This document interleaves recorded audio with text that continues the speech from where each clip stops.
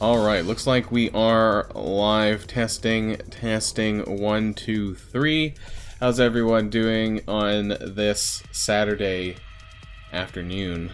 We have the new blog post, wow, I don't know if it's a blog post, but the thing that we were gonna get yesterday, but we got the roadmap instead. So we have a few extra things to talk about before we get into any gameplay, I think. So before we do anything, actually, I always seem to forget to take my campaign energy because this actually is at 11, not 12 o'clock. And I don't know if it's just me, but the Shadowland energy has a giant question mark over it, and actually it's been causing some problems for, I think, Android or for Android devices, and causing game crashes. I think this also happened on my iPhone as well, so not sure if anyone else is getting this, but this is kind of annoying, I guess, from time to time here. So when I am spending my Shadowland energy, sometimes the game actually crashes. So this is kind of irritating. Oops! Nope, not spending power cores. Where I am, 1.5 here. So it didn't crash this time, but yeah, it has that question mark, and I guess that causes errors every now and then. Hey Maxie, how's it going? And everyone else who's joining in here on this Saturday. Let me spend my energy really quick before I forget, especially my ISO here that's stacking up. I need to get more. I'm not even sure what I'm farming half the time. I'm just kind of farming purple gear that I like. I like this one here, Isotope 1.7, because it has some mutant gear on it that I occasionally get. And do more. I don't have a lot of characters to farm anymore. I guess that's a good problem to have. I only have 4 character farms that I'm actually doing right now. There's 4 Yellow Jacket. There we go, thank you. Almost 6-star Yellow Jacket on the back of my orb opening the other day. Let's hit that milestone, get 10 more cores. So, today we get to talk a little bit about not this one, this one, the most recent blog post. We'll probably go back to the roadmap, I'm sure, but we have the blog post here from today to talk about a little bit, and I think this is, yeah, okay. Let me switch my scene really quickly, actually, here. Let's go back to this one here. It stretches the screen a little bit better. So here we are, and oh wait, no, actually, is that worse? Gets cut off there on the side. Let's go back. Yeah, it does. The text gets cut off. Sorry about that, guys. Okay, anyways. So this came out just an hour ago, in case you guys hadn't seen this. So, we got Ebony Maw here in stature on the front. And, you know, to be honest, I completely forgot that we were still in, like, the Dark Dimension 4 celebration, I guess. I thought we were done, because I guess so much stuff has been going on with the game news-wise that I wasn't even thinking about it. I forgot there was like a Facebook or Twitter poll about stature and someone else. I don't remember who the voting was for that. So it looks like we're getting a stature blitz on Monday. Is that what's happening here? Which is fine. You know, she is a node farm at Cosmic 2.1, Cosmic 1.9. So, you know, if you need more shards for stature, I guess, towards, you know, a future Jubilee unlocked second pass or otherwise, then this will give you a chance to farm her up there in this blitz, so that's fine. And then we have double shards coming at some point for Proxima Midnight and Taskmaster, Doom 2.9 and 3.9, which is pretty late, you know, late game stuff, so this isn't really going to do much for newer and mid-game players here. But hey, you know, it is what it is. And of course, we got Ebony Maw coming back for his 5th pass. I don't know how many times his event has gone live now.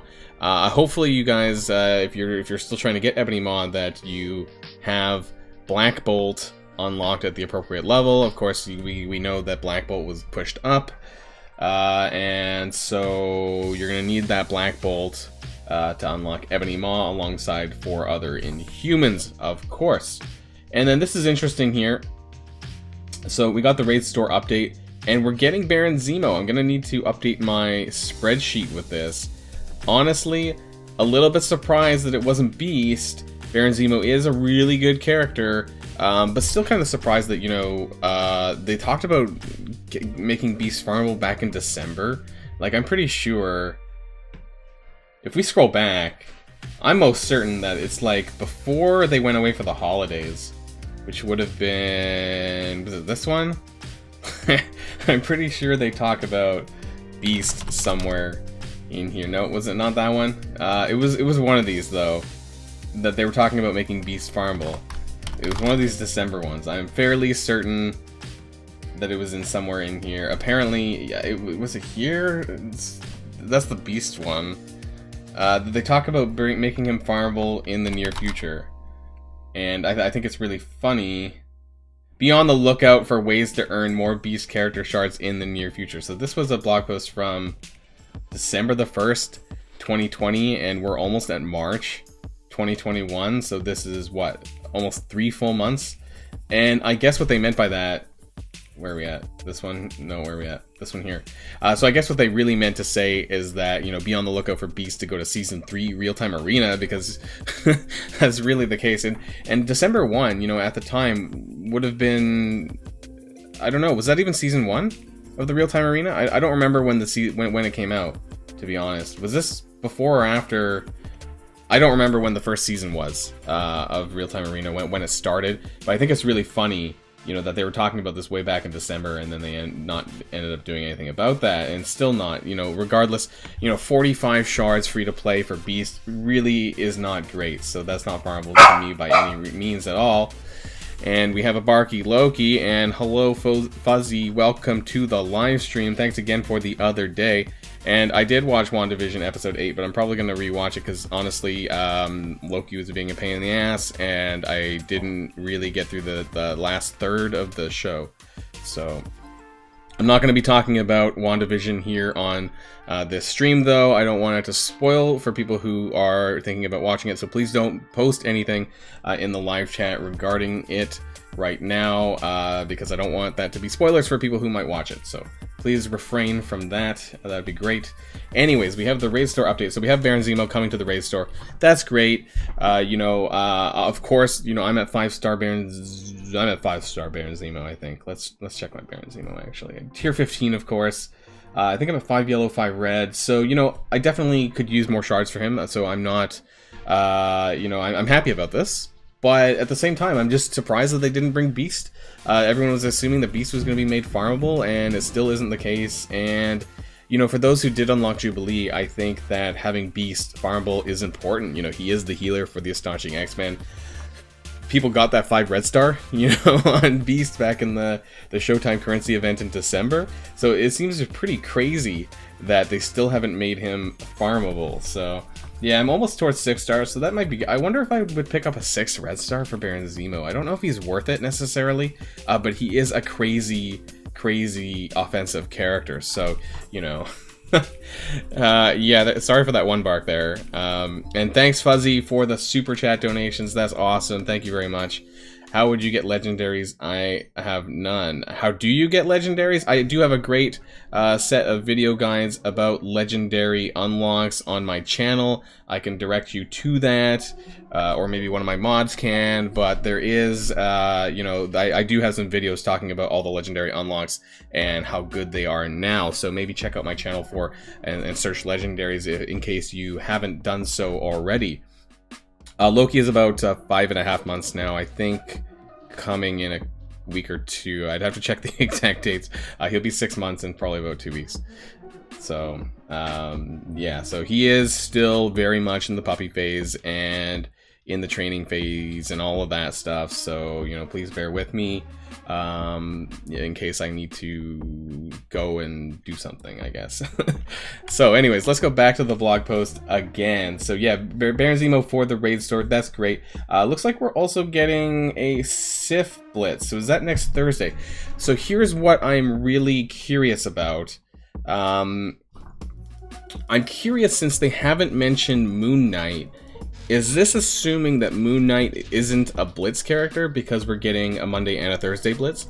We're getting a Stature Monday, and then we're getting a Sif Thursday. Great. You know, I find this is a bit... Why did they give us a Sif Blitz now and not like a week or two ago when, you know, Black Bolt was coming? So I feel like this is a bit a missed opportunity, but an intentional one, because clearly they don't want us to get more shards for Sif before before Black Bolt, you know, but I just feel that this...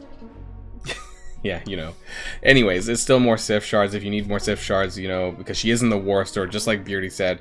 You know, War credits are such a huge crunch that, you know, any chance you can get for extra shards, whether it's for Sif, X23, you know, I still need X23 shards. I still need Sinister shards. I haven't maxed out Sinister, even though he's been out for a long time. I just can't afford the War credits, you know, to go towards that. You know, when I have G15 minis that I'm buying all of the time, you know, I can't I can't justify moving my War credit spending from my G15 minis to shards, which is super unfortunate. And yeah, we have no info on Moon Knight, which is shocking, because when's he coming? Like, the patch should be ending soon. Going back into the game here really quick. You know, so Moon Knight is a 100 shard unlock. So since we don't have any info to go on regarding the blitzes, there is no blitz for him next week. I thought maybe he might be a 100 shard blitz. I don't think that's going to be the case, because it's kind of late. It's very late. And actually, interestingly, Moon Knight has the Infiltrator tag. So that means he has to come out, or at least his offer has to come out, between now and the next 2 weeks. Or at least, probably realistically, now in the next 1 week. Because that means he's available to use, theoretically, in the White Tiger event. So he's got to be coming really soon. At the very least, the offer is coming soon. So a lot of people are now thinking that Moon Knight is going to be some sort of Red Guardian anti-Venom-esque Milestone event, or in March. I don't, like, what is this, like a, I was thinking of, St. Patrick's Day, because St. Patrick's Day is in March, even though he's not green. I don't know, what kind of event might be coming that might, springtime night, I have no idea, you know, but, you know, there's a good chance that he might be coming out in a new Milestone release, so we'll see. And, yeah, who knows, maybe Moon Knight, I have no idea, but I think that's more likely. I think that's the most likely. And I think Ebony Maw will be, when do they is Monday normally when they release Legendary events, but we don't have it in the, it's not in the events tab, is it? Or, I can't see it, because I have 7-star Ebony Maw, so, you guys can maybe let me know if he is in the events tab now. I don't think he is. We would have got the mail about it. We would have got a mail about the event coming, and I don't think that's there yet. So I'm assuming it's not on Monday. It'll maybe be Friday. Maybe it'll be next Friday. I don't remember when the legendary. I'd have to check my. I do have a spreadsheet for this for legendary events. I think they normally happen on a Friday. I thought, or do they happen on Mondays? Maybe someone can let me know about that one. Let me bring up my spreadsheet here. Legendaries. The last one was Black Bolt on February the 22nd, which was on a Monday. I don't think it's going to be this coming Monday, otherwise it would already be in the events tab. So maybe the following Monday, which would be March the 8th. So that might be possible. Jubilee was on February the 8th, though, which was a Monday as well. So it was 2 weeks apart. So it seems like it might continue on 2 weeks apart, and so we might be looking at March the 8th, possibly. I'll put that as a question mark in my spreadsheet. March 8th, possibly as a start date for Ebony Maw, so we'll see about that. Do I think that Emma will replace someone from the Milestone Orb? They definitely said that... Oh, well, Alex already answered that there, so... But yeah, they basically said that the current Milestone Orb isn't going to be continuing. They're going to be doing some sort of seasonal orb, whatever that means. Who knows? I'm guessing that they... you know, it's hard to say what they'll do with Symbiote Spider-Man. You know, my guess is as good as any, so who knows? And, yeah, so... Are Speed and Wiccan coming to the game in this year? Well, you know, hey, I'm not putting any spoilers out there for anything, but yeah, I do hope that they do come to the game alongside possibly Hulkling, sorry, for the Young Avengers. As you guys know, I do have a 7 red star Squirrel Girl, who I finally activated here.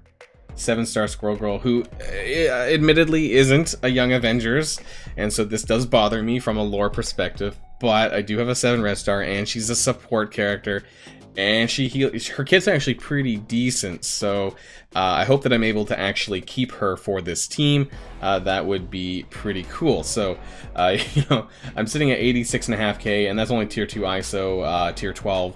As you guys know, orange gear is a severe crunch, and that's something I do want to talk about later on as well. Something that was sort of acknowledged in the community acknowledgement part 1, which I hope that they actually address for part 2, but click that middle button. I will soon, but the problem is, I mean, look at this. So this is what I mean by orange gear crunch, and we can talk about this with Squirrel Girl, is that I have 292 superior isomers, which maybe sounds like a lot, but really, let me tell you, that is not a lot of gear.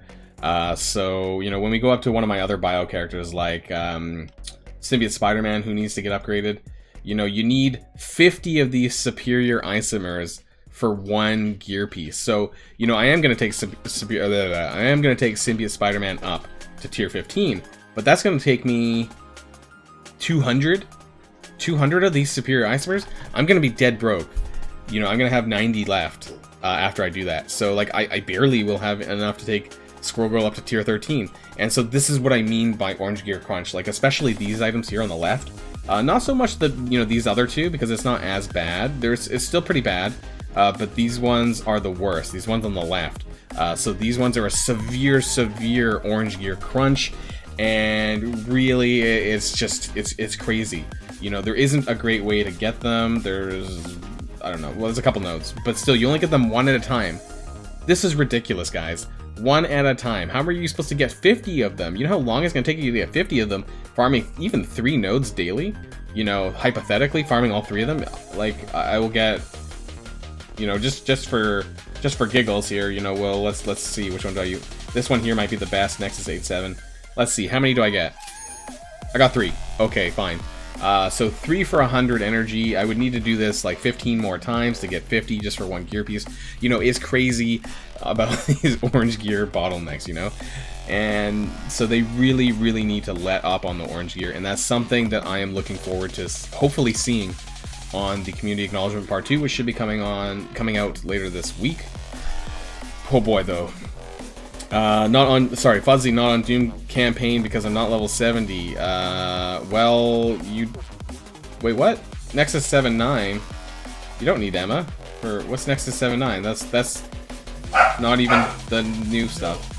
You don't need Emma Frost for any of these stuff. Anyone can be used on Nexus, so you know, you can use your best team really for that. You can use. I remember back in the day. It's funny because this is where I live. It talks about Vancouver on Nexus 7.9. That's where I live. So I always found a great appreciation for this Nexus 7.9 level actually, because it talks about Vancouver. So you just want to use controller type characters on this fight. By the way, just anything that you can do to debuff, slow him offense down, whatever you have to do. Otherwise, it's not really that hard, to be honest. So anyways, Squirrel Girl is way more important than Symbiote Spider-Man. Honestly, I'm not even sure I have enough gear to take Squirrel Girl all the way to 15. If I wanted to go back the other way and, you know, take Squirrel Girl to... I'm sorry, I'm getting distracted by some Loki barking there in the background.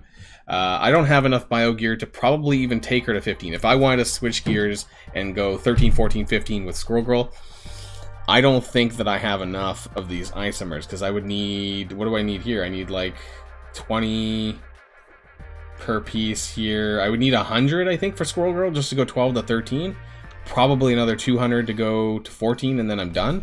And then I have 0 isomers. So this is what I mean about not screwing yourself for Dark Dimension.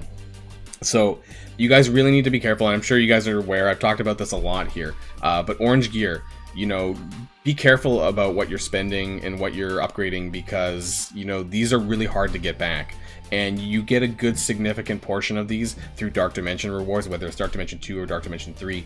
But the more characters that you upgrade to tier 13 or whatever into the orange gear level that you're not taking further into Dark Dimension becomes a huge problem. So, you know, I do have a couple of characters I upgraded by, I want to say by accident, but I thought they were useful at the time. But, you know, those are catalysts and gear pieces that I could have used elsewhere that I'm not going to get around to being able to use now. So, the catalysts are not as big of a deal as I think that these pieces are. These pieces on the left. Definitely the biggest problem, I think, for Dark Dimension and gearing up orange characters. So, going back up through some of these comments here, though, sorry I kind of went off on a tangent. Spores are a crazy bottleneck. Haven't seen 1 in 3. What? You're joking. So you're talking about the alien spores, orange alien spores, probably for the symbiotes. You gotta be kidding me that you surely you've seen at least 1 in 3 months. Even I've had multiple ones of those. I don't think there's a single unique that I haven't seen in 3 months. I mean, granted, that is hypothetically possible, but that's super bad luck. And my condolences. Silver Surfer's not as legendary yet. I don't think Silver Surfer. He's probably, a lot of people are suggesting that Silver Surfer is going to be the next Milestone character like Emma Frost, but we'll have to see about that. Would I consider Emma a legendary? No, I would not, but she is very good, and she's better than a lot of the legendaries out right now, including Star-Lord, who basically needs to become permanently farmable. People always ask me, you know, is it worth going to get Star-Lord? And I'm like, no, because Emma Frost is out. And as long as you have Emma Frost unlocked, she's frankly like a way better character than Star-Lord, and, you know, for Dark Dimension 2 and beyond, you know, way better. So a lot of the Milestone characters are almost legendary worthy at this point. Gabriel gearing up for DD3, taking a while. Yeah, hopefully what I would recommend for that, if you haven't already, you know, try to get your way through Do More, the Do More chapters, because obviously the tier 14 characters are available there for you to farm. So in case you're kind of low and you don't want to spend the gold, it's a good alternative to spending gold in the store, just farming up the tier 14 minis that you need and Do More, if you can do that. I definitely recommend everyone, you know, everyone who hasn't cleared out Do More, try to do it, you know, try to gear the characters that you do need to get through Do More, because in the end it's going to be really helpful. There's some good character shard farms in there, and I think long term, when they do release more campaign events, you're going to need to do that as well. Eventually you're going to need to get through Do More 3.9 for those who haven't, to get to whatever the next campaign they happen to release for us is. Should I take Minerva? Oh, sorry, Samuel. Can I rank only one character, Carnage or Anti-Venom? Which is better for Dark Dimension 4 to team up with Symbiote Spider-Man?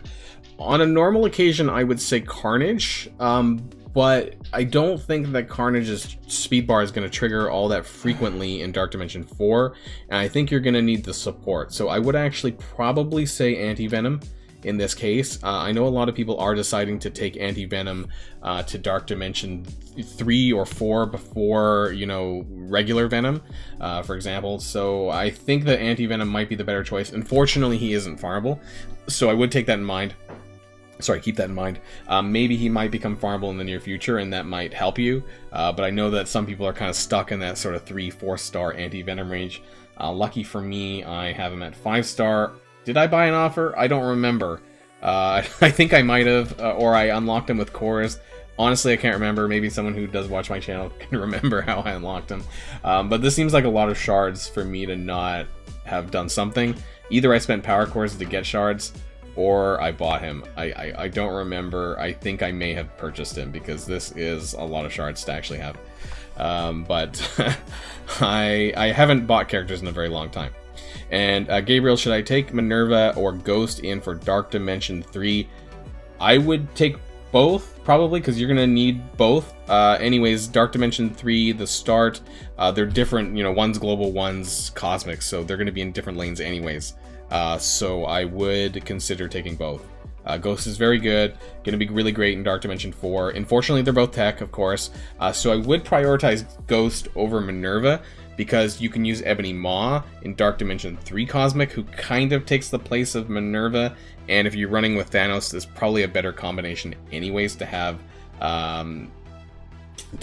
Ebony Maw. So if you have Ebony Maw, I would go Ghost and Ebony Maw, and then maybe Minerva down the line if you need to. It's entirely possible to skip Minerva in the beginning. I actually didn't use Minerva until my second round of Dark Dimension 3. She is tier 14, and I will be taking her to tier 15 for Cosmic pretty soon. Actually, we're almost there, by the way. We're getting close. Why can't I click on this? We're getting very close to starting Dark Dimension 4 Cosmic. I want to say I'll be there within the next week. It depends on if I buy the Battle Pass. Now, I'm on a spending suspension, as you guys know. If there's enough in the community acknowledgement part 2 that convinces me that I'm feeling okay with the progress of the game, I might trigger my real-time arena battle pass, and that will open up the G15 minis that I need to kind of get into Dark Dimension 4 Cosmic. I am at level 79. Holy crap. I've been autoing away at this since yesterday. But yeah, there's a lot of these G15 minis that I could use. I need 8 more of these pressurized tanks, and there's 6 right here. So I'd be very close to getting into Dark Dimension 4 Cosmic, and honestly, it is kind of... I kind of want to, but again, I haven't spent a single dime since the last 4 weeks or so. Whenever the last Battle Pass was the last time I spent money. So I'm still holding the line, and we'll wait to see what happens for the acknowledgement post part 2 that we're expecting to see. Gabriel, I'm trying to finish up the last 3 nodes of Nexus to get into Doom chapters, but I don't have X-Men Brotherhood or S.H.I.E.L.D. high enough. Well, we can pivot really quickly to that. I do think that now it is a little bit easier than before. I'm just going to click on this one, for example. So with the X-Men, a lot of people think you need Magneto, but you don't, and you don't need Phoenix either. But I would actually consider using the Uncanny X-Men where possible. Even if you don't have Jubilee, you could actually create some sort of X-Men combo here now with the new characters. So you could actually use Beast for sure needs to be in there. Beast, Colossus, Cyclops, and then like Iceman and Kitty Pryde, who I think are probably better to use together and have better synergy and better passives than Bishop or someone like that. It depends on what you have available, but if you can use Beast and kind of... It won't be bad to bring them up either, because we know that Astonishing X-Men are pretty good. So if you are trying to build a team for this, I would build it around the X-Men, and then at the very least that they'll be usable later down the road as well. So if you did like Beast, Iceman, and Kitty Pryde, the 3 of them, with, I would say, Colossus or Cyclops, something like that, to get through Nexus 8-9. I think that would probably be best, unless you have Phoenix, and that's fine too, because then you can use the passive, I think, for Beast. That allows you to get the 3 medals, but yeah, that's what I think. I think it's a little bit easier. Some of these campaign nodes have been made easier, and I am releasing my Doom War Ultimate Guide tomorrow, hopefully. And that's going to be talking about chapters 1, 2, and 3. I do have individual guides for Doom War chapter 1, 2, and 3, but I'm going to be just kind of combining everything that I have and updating it as well, because some of the things have changed a little bit. Specifically this, Doom War 1, 1 to 1, 3.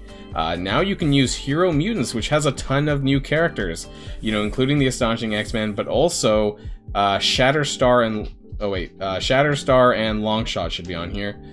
There we go. So if you have those 2 characters, we all know that the X-Factor characters are really, really good, and you can use Shatterstar and Longshot for the start of Doom War, which is really great. They kick a lot of ass, and there's a lot of good characters that are worth investing in here now. So some things related to Doom War has changed. Admittedly, there's a couple of sections in here that are really frustrating, like this one here, Doom 1.4 to 1.6, Hero Mystics and Guardians, because Guardians are crap now, and this one's okay. Interestingly, this S.H.I.E.L.D. Wave 1 Avengers and Fantastic Four, specifically the Wave 1 Avengers and Fantastic Four, this doubles again in Chapter 3, I think. Here, yeah, here, 3.4 to 3.6 Avengers and Fantastic Four characters. So some of these teams that you have to put together for Doom chapters, rather, they do appear again, and some of them are better than others. So really, it's just using up and gearing up the characters that are going to have better investments in long term. This one's really easy. Do more 2.4 to 2.6, Marauders and Spider-Verse characters. But yeah, if you don't have some of these characters, leveled up, then you're gonna need to, unfortunately, but it's definitely worth it. The gear that's available in here, the character stars that are available in here, Negasonic, who's important to getting Doc Ock, Proxima Midnight, of course, and then Yellow Jacket if you are eventually going to work towards getting Jubilee. If you haven't already, then yes, there's some important character shards to farm up in here. So I would definitely recommend for people to kind of go towards getting do more completed where possible, but yeah, obviously it's going to require some pivoting and, you know, investing into characters that maybe you don't have up, unfortunately. Sorry, put together a team of the worst characters and see if you win. Well, I don't know what that's in relation to, Fuzzy, but maybe I can try that sometime. Have I used X-Force besides in the Doc Ock event? Yeah, I use X-Force in an Alliance War, and speaking of Alliance War, we do have a match in progress, so we're going to jump over to that. Actually, very quickly, we're going to do a Blitz rotation, sorry. And we're going to do that because I am still trying to get to the 2 to 3% for Bishop. I do need that 3 red star drop because I only have 2 red star Bishop, guys. I don't know if you guys have ever had this really unfortunate problem where, you know, you pull where you're hoping to get at least a 3 and then you don't get the 3 and you only get a 2. So this happened to me with Bishop, and at the very least I could make this up, I guess, by scoring 2 to 3% minimum, because I guess there's a 3 red star drop. But it's really disappointing because Bishop, you know, the team, the Astonishing X-Men team, you know, is pretty good. So it's super disappointing when you land less than a 3 on a red star pull for a character. So we need to get some more points here. Looking at the Blitz predictions, actually, let's go back over there. It says 2 to 3%, it's about 25 million. Which really means that you guys know that I have to get an extra 5%, so that means I need to get about 26 million. You know, it seems that you always have to get like 1 million more than it says, just to be sure. So I really hate. I actually made a Reddit post 2 days ago about the Blitz predictions for Bishop. You know, I have nothing against the people who do the Blitz predictions. I just really feel that it's a self-fulfilling prophecy that you find out how much it's going to take for you to get there, and then everyone pushes more, and then I don't know if the predictions are actually helping the community or hindering them. I feel if we just had the data, and I'm surprised I lost that a bit, I feel like if we just had the data available for the blitzes, that, you know, we'd be able to figure out on our own what we had to score. Like, I think telling people how much you need to score is just gonna cause people to always push higher. But that's just, oh, that was an awful. Why did I do that? That was an Ultron. I didn't even see that. My bad. This is not looking so hot. I'm gonna start here. There we go. Shatterstar and Longshot pulling it together. Shadowland seems to be a better team than Skilletary, but do you think it's better than X-Force?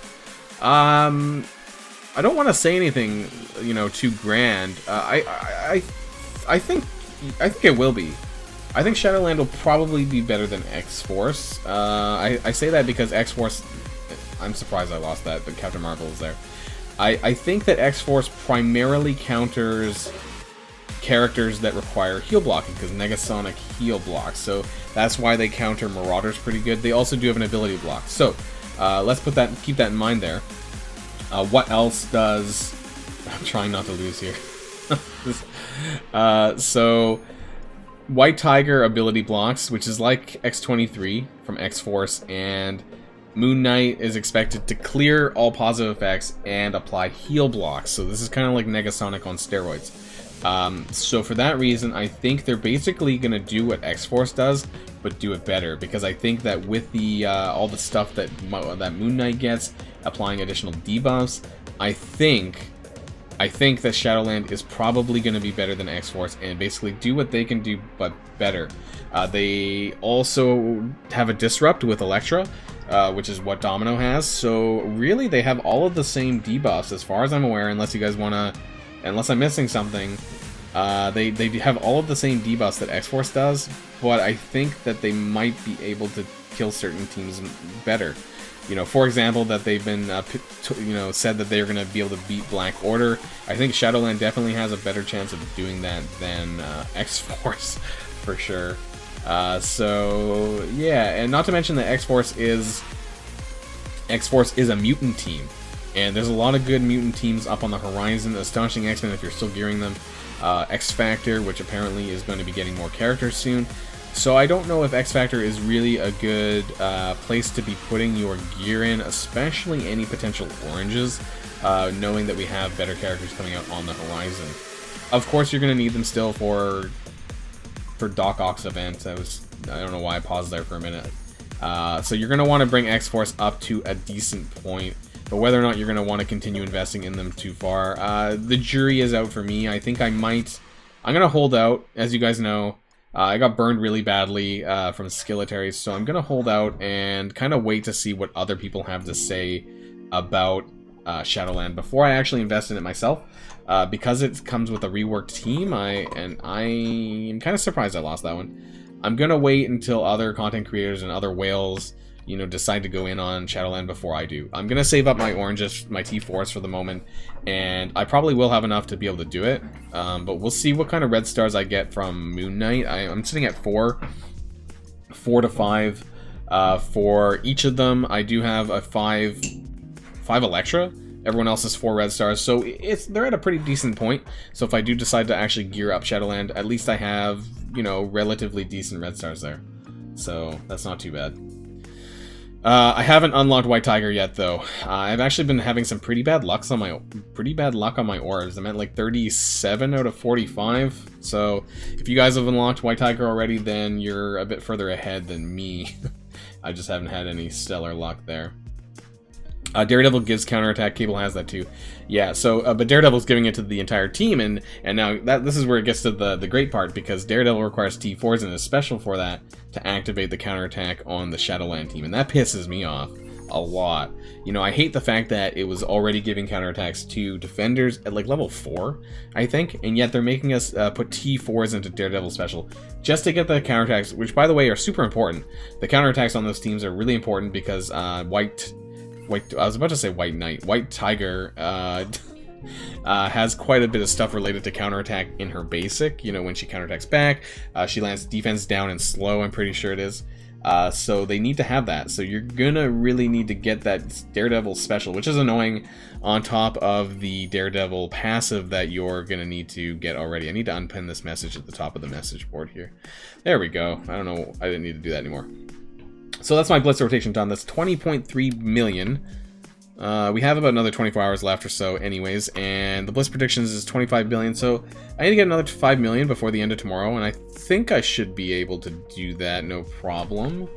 Let's jump on over to Alliance War and check out how things are going over there. And after we do this, I do want to go back to the roadmap, even though we, you know, for some of you guys who were with me yesterday with the roadmap, there's a few things that kind of I want to talk about again, that we're going back through this, because I was kind of comparing sort of what is pay-to-play elements that are going to be coming and what might be free-to-play, and it seems like there's a lot of pay-to-play elements of the game coming. And hey, no surprise here, guys, my Platinum 1 Alliance versus a Gold 4 Alliance. I don't know the last time I've been matched up against a damn Platinum 1 Alliance. You know, every single match over the last 3 weeks has been a Gold 4 Alliance, and the problem is that if they have higher TCP, and I mention this every single time, if they have higher TCP, if the leagues are different, God, I don't even know what I'm saying anymore. If the leagues are different and you lose, so here we're punching leagues down here.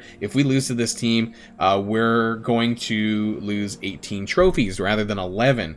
If you're Platinum 1 facing a Platinum 1 Alliance and I lose, I'm only going to lose 11. I don't know. I think since we've been Platinum 1, I've only fought a Platinum 1 Alliance once. So I really hate this this war matchmaking system. I don't know if it's just that there's no Platinum 1s in my time zone, or my war zone or whatever, and that's why we can't get it. I have no idea what the situation is. But this is crazy. You would think after 3 weeks I would get more than one team that, you know, is Platinum 1. Crazy. Right now. Sorry, locking synergies behind T4 Gable. Yeah, absolutely right. I hate it. The Skilletary one was really bad with the fact that the T4s block the transfer moves from Killmonger and Punisher. That really pissed me off too. So, the game is definitely setting me up. We got the bridge already. Why are people punching the right side of the flight deck? I know that's pretty weak, but still. Alright, what do we got here? Oh my god. Oh my god, I think we might need to change sides. The We got actually this isn't too the Asgardians aren't that bad, and actually that's not that bad either. The Black Order, but the Marauders. This looks like my Marauders, except for I don't have a tier 14 Mystique, but they do have a tier 15 Sabretooth. Interestingly, they have a tier 15 Sabretooth before they have a tier 15 Sinister. Don't know what this guy was thinking. I don't know if that was great. You know, I only brought, as you guys know, if you came through my Dark Dimension 4 videos, you know that I bumped up Sinister well before I bumped up Sabretooth. So I don't know why they decided to go Sabretooth before Sinister, but hey, best of luck to Big Stob in his Dark Dimension 4 endeavors. You know, Sabretooth was a means to an end, and we are not using Skilletary here to fight any of these teams, but what we can do is, you know what, I think even Sinister Six is you know, this is too much, but you know, let's see. This is going to be far too easy, by the way, you know, because I can punch up upwards to 100k with Sinister Six. But I'm kind of concerned that maybe I might not get a chance to use them later on, potentially, depending on how the war plays out. So I'm going to do this now for you guys. And thanks, Fuzzy. I will see you next time I see you on the next live stream. Sinister Six is my favorite team. I'm sure you guys know. I talk about this all the time. The Sinister Six Doc Ock team is amazing for war. They're really great for war offense. They're kind of like an Emma Frost 2.0 for the war defense, though, because I don't know if you guys have had the chance to fight Doc Ock on the defense, but he kind of acts like an Emma Frost, that he keeps healing a lot. He has a lot of healing, so if you don't have a good heal block on him, you know, he can be a pain in the ass to fight on the defense. That being said, I still prefer them on offense. They have some really good punch-up potentials against different teams. So we'll see how this goes.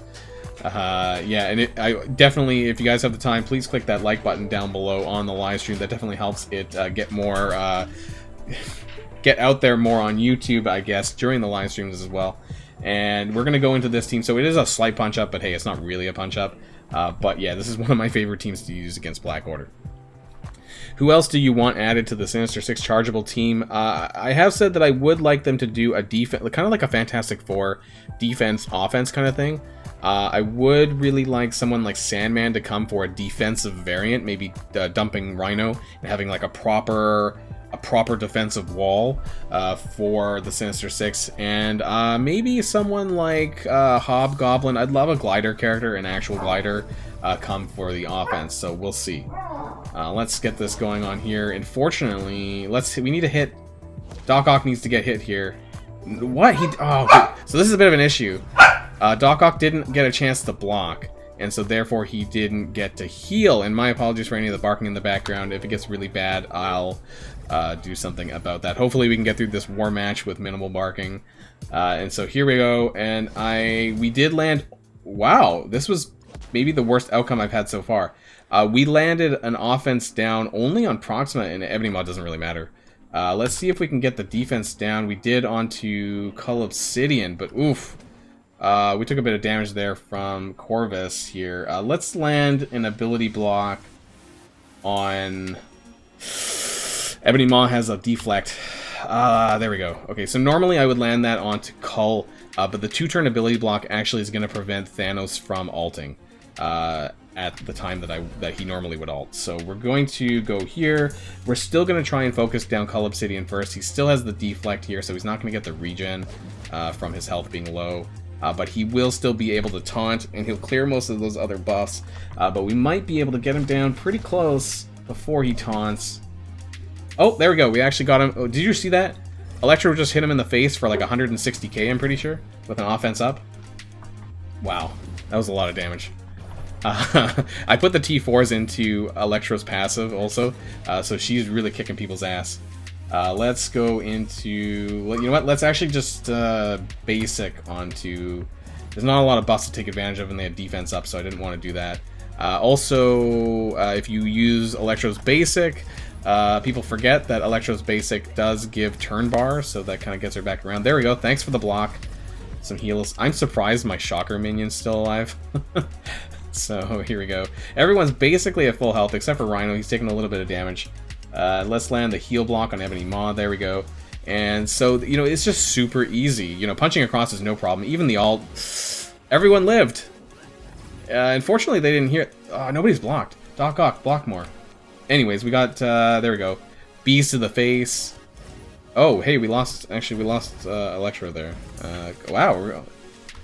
Doc Ock is kind of low health, actually. There we go, we got some more healing. Let's get some slows down on everyone, and we should be able to kill this Proxima. Oh my god, just kill her. There we go, Proxima's down, and so we just have a slow Thanos left, and that should... Wow, did you see how much damage Rhino took there from the bleed? We got the regens back up though, so we're no problem now. But there are some sketchy moments in the fight where, you know, it could be a bit risky. There we go. So Doc Ock got another block, and here we go. We get the Mysterio revive. For what it's worth, we didn't really need it, but, you know, I love when you get that Mysterio revive because it gives deflex. I don't know if you see this, and I wanted to slow it down a little bit. Because we're about to win anyways, but if you see that the deflex come back onto the Sinister Six team when Mysterio revives, because it's an on-spawn buff, just like kind of like Drax and Vision and things like that. So it gives everyone 2 deflex, which is amazing, because, you know, if it was a lot more tighter, that would have made a huge difference, because the deflex actually guarantee the block, which guarantees Doc Ock healing. So yeah, getting that Mysterio revive sometimes can be really clutch.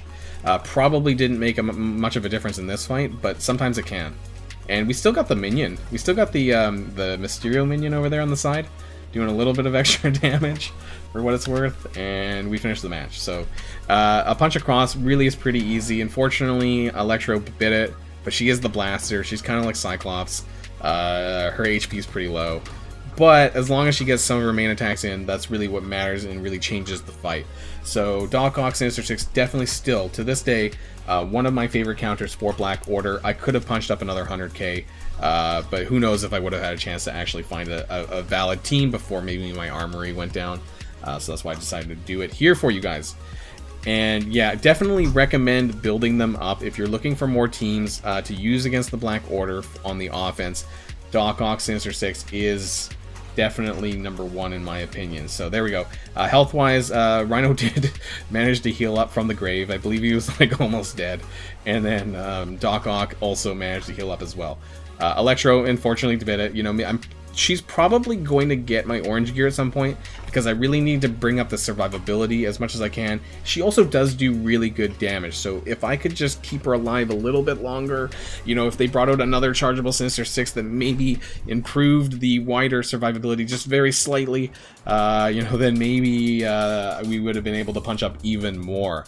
But I think there's some good, I think that sometime in 2021 we might see at least another chargeable Sinister Six character. I think it would be really easy to add in because there's already a team for them. They just need to add a single character here and there in whatever patch, and I think that could happen. So let's make this happen, Scopely, please, and let's make this team even better than it already is, because I think Sinister Six, to me, is like one of my top 3 favorite teams in the game right now. And actually, I've been spending a lot of money, a lot of gold, getting them to level 80, getting Rhino and Mysterio up to level 80 as well. So definitely love them. So it looks like we'll come back, I think. We'll come back and check out what's going on the bridge here, because it's being under attack right now. We do see a Drax variant of the Asgardians here. That's interesting. I'm not sure how big of a difference that really makes it. Kraven the Hunter could be a good choice as well. But yeah, I would like the Sinister Six to have a Fantastic Four treatment, where you have like one kind of more for the defense and one more for the offense. Or both, I suppose. You know, maybe you could use Sandman and one other character, you know, regardless of the team makeup, and you can just decide if you want to put them on defense or offense. But because I like the fact that I like the fact that Sinister Six has war in war, not in war defense or in war offense. And I think more characters should be brought out in that same way. If they're going to bring out war teams, I feel that they should give us the flexibility of where we want to use it. So, you know, make them viable on both sides. You know, maybe they could counter some really good teams. But on the flip side, if you know, they were sustainable enough that you could put them on the defense as well. So kind of hoping that that's what they decide to do. They have done this more recently with a couple of teams. Even Shadowlands actually has in war text. It's only It's only White Tiger's special with the ability block. Is that it? In War Offense? Only one of the texts of White Knight... White Knight. Only one of the texts from White Tiger actually specifies War Offense. I think everything else in the Shadowland kit actually says in War. So, hypothetically, you could use Shadowland in War Defense, although they don't have a tank, so I don't know how great that's going to be. Yeah, we got a Wave 1 of... Oh my god, guys. We got a Wave 1 Avengers Thor variant, so that makes sense. A lot of people are ripping the Asgardians, you know, out of this and kind of breaking it up. You guys know that I kind of ripped out Hela and Loki to use as my Hydrardians, is what I call it. And I put Thor onto my defensive with Wave 1 as well. This is a really huge Thor. 188k gear, 15 Thor. Don't blame the guy because he's got 7 red stars, so, you know, what I call the rule of 7, as, you know, maxing out a character that has 7 red stars. That's actually a pretty decent pull for a red star. So, kudos to you, Killswitch, for getting 7 red Thor. This is pretty scary. Even though the rest of them are super weak, the passive is going to trigger all the F and time on Thor because, you know, it bounces back and forth between Captain America and Hulk. So this is pretty scary, actually. I wonder if I could use Brotherhood 2.0, maybe, to blind or try to blind Thor, but he could resist. He's really geared. So I don't know even if Magneto would maybe get resisted. Is Mr. Sinister better in Dark Dimension or Emma? Mr. Sinister is better in Dark Dimension 4 for sure. In 3, I think it's a bit of a toss-up, but in Dark Dimension 4, Mr. Sinister is definitely an MVP there. We are going to... I'm going to try. I think once we get past the blind, Thor is going to wreck us in the face. This is... The passive is going to kick our ass, I think. A lot of the power is coming from Thor. The rest of them are like 300k. I think we might end up killing them all except for Thor, and then Thor kicks our ass. That's probably the likely scenario. So we'll try this. We'll see how this goes. This is super scary. Alright, so we got like an up punch of 80k, mostly due to Thor. But yeah, that's a really beefy Thor. So I don't know if we're going to win this, but I do want to give it a shot anyways.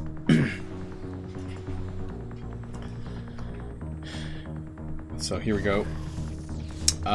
Look at the hit points on that Thor, man. Oh my god. Okay, let's start on this end here. Alright, we can get some counterattacks away. We're going to actually pull towards Captain America here. Oh, actually, you know what? That might have landed the best scenario here. Now we can get... Oh, there we go. Oh, we landed a slow on Thor. Unfortunately, the blind's off now, though.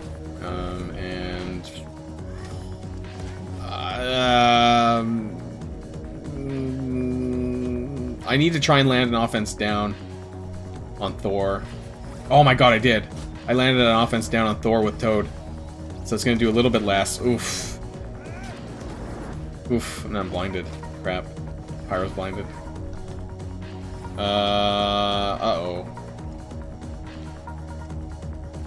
Blind. Cap's gonna taunt next, right? So we need to disrupt him.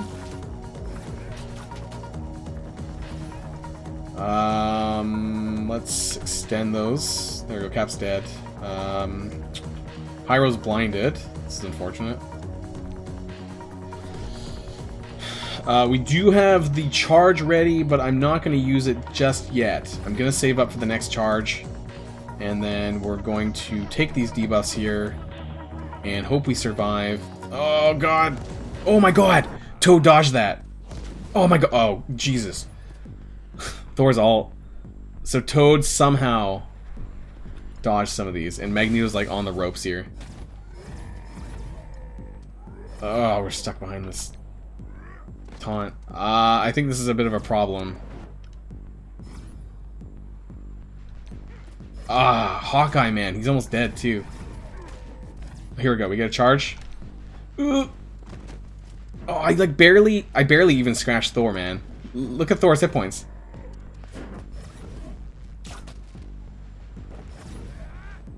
Okay, we're just gonna finish off Hawkeye. I don't think we're gonna kill this. Thor's gonna passive again. He's gonna kick my ass. There we go. There's Magneto's helmet flying off the screen. We might be able to finish off Hulk. I don't think we're killing this Thor. Oh my god, a striker. Holy crap. We might get this. We're gonna get Hulk. Yes! We got Hulk. Okay, so I didn't think we were gonna get Thor. He's just gonna kick our ass here. Oh my god. How much damage was that? Like, I want to see how much damage he's gonna hit my... Let's slow this down. I want to see how much... Even with offense down. P.S. I actually like to... Oh my god. So an offense down basic hit my Toad for 115,000. Okay. Alright, that was kind of funny. I might have to take this for YouTube as well. That was some powerful Thor. Not gonna lie. You know, I need to like slow that down and rewatch it again and see how much damage he actually hit me for half the time. Because between his passives and that Thor ultimate, wow. Pyro just got wrecked. And the others barely survived as well. But, hey, maybe someone can clean this up, because at least he's not going to be able to do this passive anymore. So on the flip side, he won't be able to passive, because there's no more Thors. There's no more Wave 1 Avengers for him to get charges. So Thor is on his own. So I think it should be pretty easy to clear, actually, by himself. He's only going to get 5% regeneration, or whatever his passive is, because he doesn't have any teammates. So it should be pretty easy to clean up. It just won't be me. So I did the heavy lifting, I guess. There we go. 398k versus a monstrous Thor. You know, kudos to this guy, Kill Switch. You know, that's a great Thor. You know, Thor is valid in Dark Dimension 4. You know, if you use... if you use, you know, some of the Cap or someone else to help trigger some of the charges. You know, some people were using this in Dark Dimension 4 early on. But yeah, that was a crazy, crazy Thor. Wow. Wow, wow, wow. And then, so we have the other version here. I don't have any symbiotes, unfortunately, to use. I heard that Drax kind of... using Drax kind of blocks out the ability to use symbiotes, but I don't know.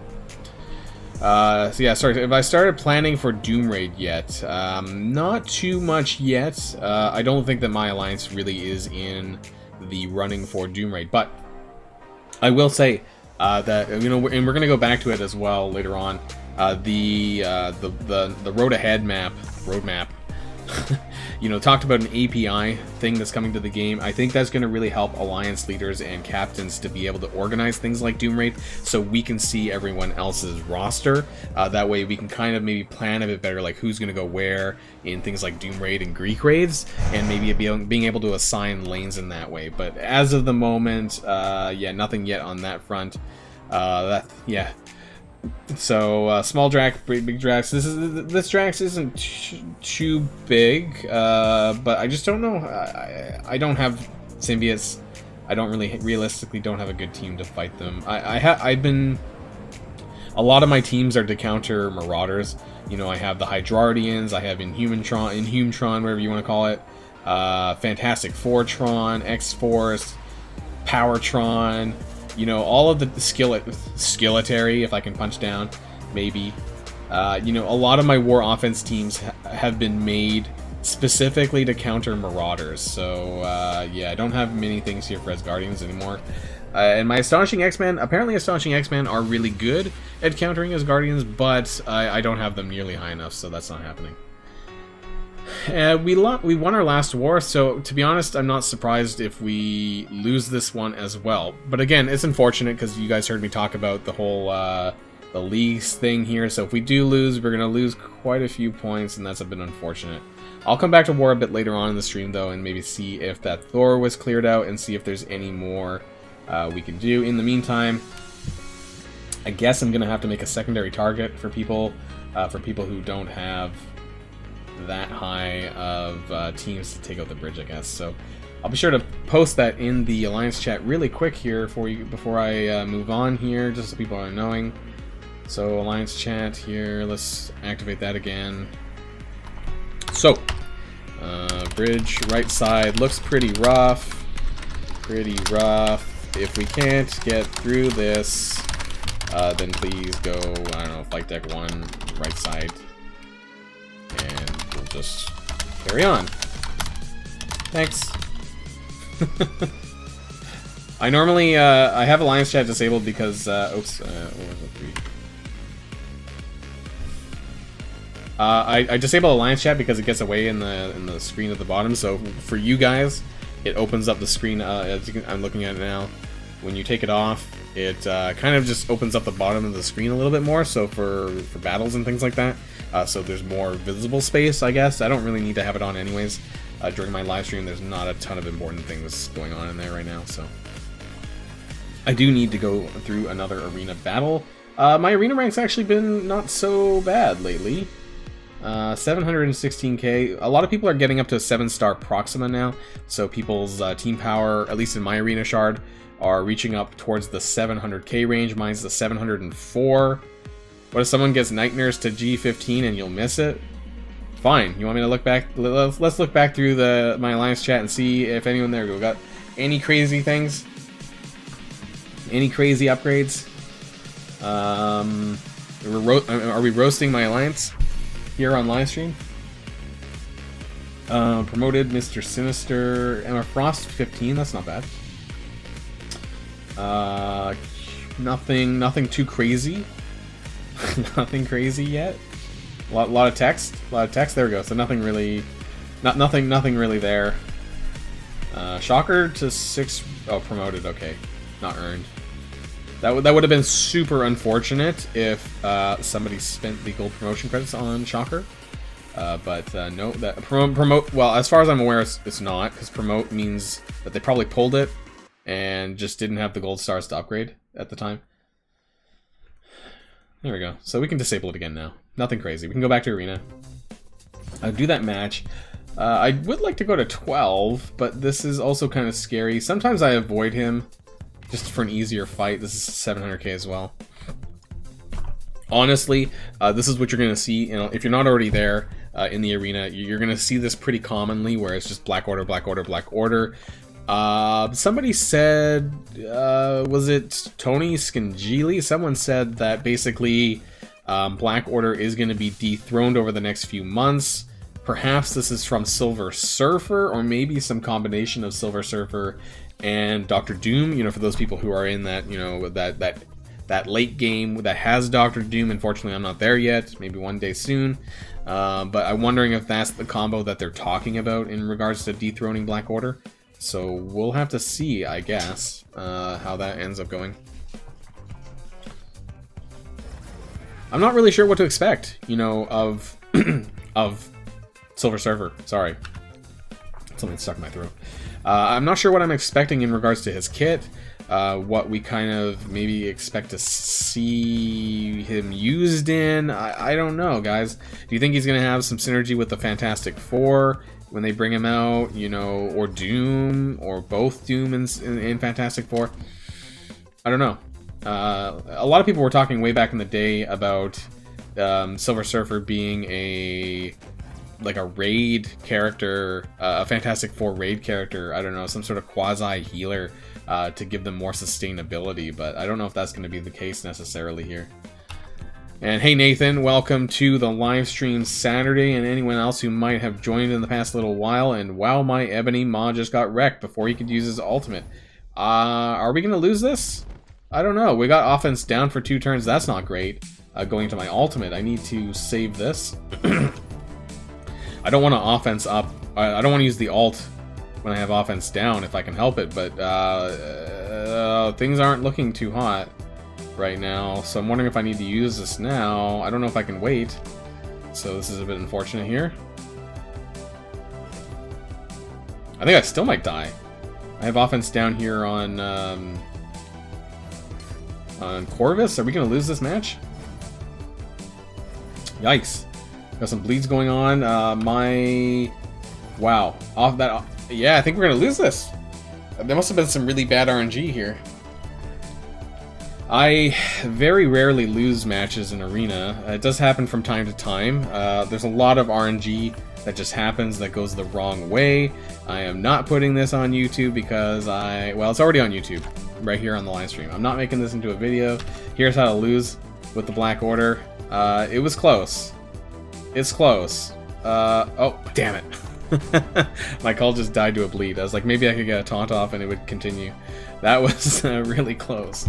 Yeah, this happens from time to time, though.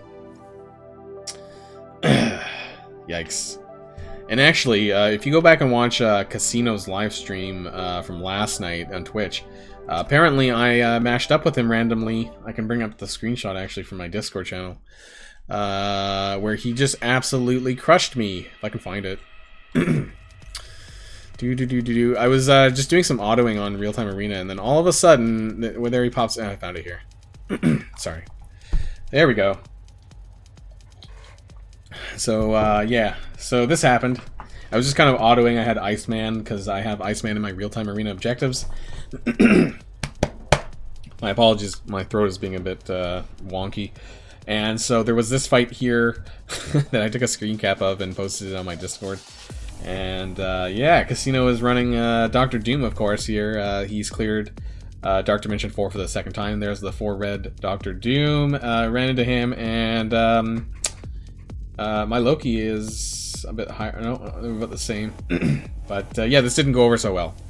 So we didn't kill anyone, so... It's funny, because I'm surprised that they haven't actually banned Dr. Doom from Real-Time Arena, because, I don't know, I mean, I think it's a bit unfair to be mashed up with people that have him. I think, to be fair, Baron Zemo is also, you know, a super pain in the ass, and a source of a lot of people's frustrations in Real-Time Arena is Baron Zemo, you know, the passive just blowing everyone up before you can get a move, you know, so, admittedly, I had been autoing with Baron Zemo myself, because I had skill and villain objectives. I'm like, okay, I'm sorry guys, but I had to run Baron Zemo. He's fast, he does get a lot of moves off, so I had to do it. And so I understand when people do use Baron Zemo, but it is a pain in the ass because of how easily he just clears out people from the start of the match. So yeah, I just wanted to show you guys that because it was really funny. I was just autoing, I think, just before dinner time, and I was like, oh, there's Casino. And then I actually popped up onto Twitch just to see if he was live streaming, and yeah, I saw him live streaming at the same time as I was doing the match, because he was taking forever on his inputs. Casino was like waiting like 10 seconds to click an action. I'm like, come on, guy, you know, just click your buttons. So this happened, and it was pretty funny. Anyways, I cleaned out my arena daily there and all my daily objectives for the day. Doom will definitely be needed, so the meta will slowly change as people unlock him, which will be a while for many. Yeah, I think that maybe a combination of Silver Surfer and Doom will probably upshift the meta in some way. It doesn't mean that Black Order is going to be bad, though, so don't get me wrong. You know, Black Order is an amazing team, and I think will continue to be amazing. I think we'll just sort of see a pivot as to how well they're good, and to be fair, if you haven't been playing as long as I have, it's going to be a very long time before you see Dr. Doom show up in your arena anyways, so I wouldn't be too concerned about that. You know, I would still carry on with leveling up the Black Order. I still think it's going to be quite worth it anyways.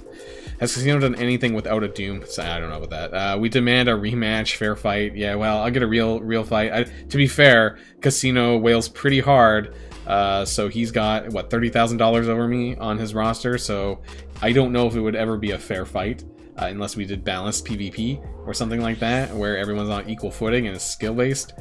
Ban Zemo, Doom, Axeman, and, well, that's a lot of characters to ban, but yeah. What bans do we have right now? Oh, we have Doc Ock. Oh, no, Doc Ock's not. Oh, Doc Ock was banned last week, because I used to use my Doc Ock Sinister Six as a team that I would normally use. So they banned Emma Frost, Thanos, interestingly, Scream, Magneto, that's a weird one, and Colossus, also kind of a weird one. So I guess no Phoenix Colossus combos. They always seem to ban a Black Order member. They always ban a Marauders or Emma Frost, and they always ban a Symbiote. And that, I guess, prevents you from using the full team together or something, and maybe they ban an Uncanny X-Men character, I'm not sure. Because I know Phoenix sometimes gets banned, Colossus is Uncanny, and Magneto, that might have been just a random one, I'm not sure.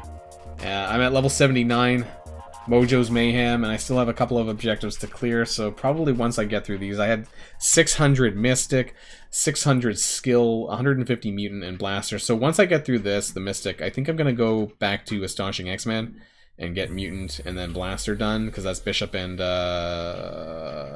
Bishop. Bishop and Bishop? Is he the only Blaster? Part of me thought that Iceman was a Blaster, but nope. I have a lot of Blaster uses, unfortunately. Electro is a Blaster. I might use her. Yeah. I'm not going to do it on stream, though, because I know Real-Time Arena is super boring for people. Looks... Did we clear anymore? No, we didn't. Okay. And I actually, unfortunately, don't have any raids to do today, guys. Not very many, anyways. I accidentally did this morning. You know, I always... sometimes I forget that I have a live stream going. And I just ran this on auto this morning, so I don't have a lot of nodes to do here. Normally, I wait and do all my Ultima 7 on live stream, but unfortunately, I didn't. I accidentally was... I got off this morning, and I did auto on all of my stuff this morning. Where are the bans for Ravager Boomer? Well, you know, the bans for Ravager Boomer are when, you know, we get bans on Nebula, you know, so. In Raid, Nebula revives? Is there even any Nebulas in Ultima 7? Oh, I think there is once. I don't know how many nodes actually have Nebula in Ultima 7, though. D 7 times. You killed her 7 times? Did she revive 7 times? Not quite sure what you're trying to say there.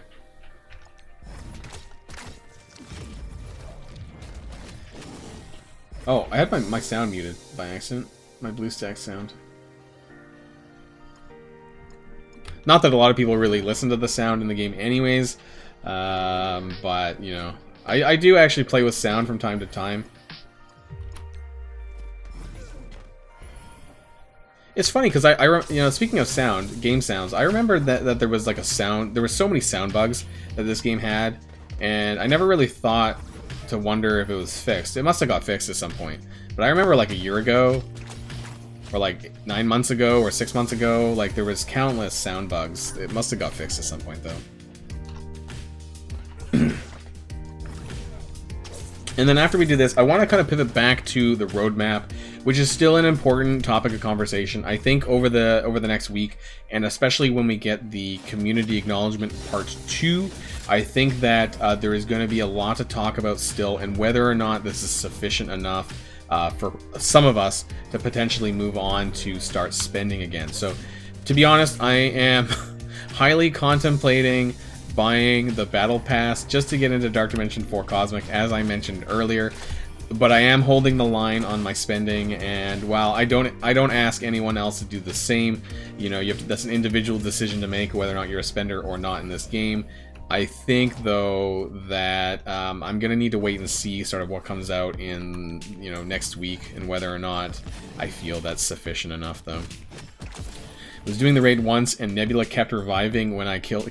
You know, if you get any character to revive 2 or 3 times in a row, whether that's Groot or Nebula or Elektra or any of these other, like, revivers, you know, those are lottery-winning odds, because some of them have, like, 5 to 10% revive rate, and if they're reviving, like, 3 times in a row, you know, it is pretty a low chance for that to happen. Even worse if it's, like, 4+ times. What really sucks is when Groot keeps reviving. I've had that happen like 4 times before. I've never really had it more than 4, but I've definitely, and every time, and there happens to be Guardians on the team too, so they're getting debuff or death proofs, offense up, and all of that crap that comes along when Groot dies, and then he happens to come back. It can be really clutch, you know, if you're actually using BKT or a Guardians team in War Offense, for example, and that made a difference somehow that you had this happen on your end. Normally it's the AI that's benefiting from these revives. It's very unlikely that you're going to experience a 2 or 3 or 4 times revive. super unlikely, and this doesn't normally happen. But on the AI side, on the computer side, this happens a lot more frequently than it should, I think. You know, or vision dodging or something like that. You know, I feel that the AIs get a slight bump when it comes to these kind of mechanics.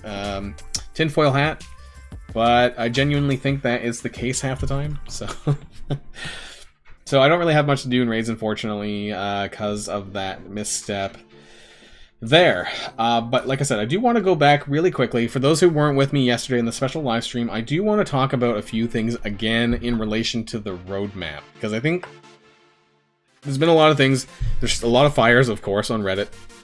But there is a couple of valid points that I do want to go back over.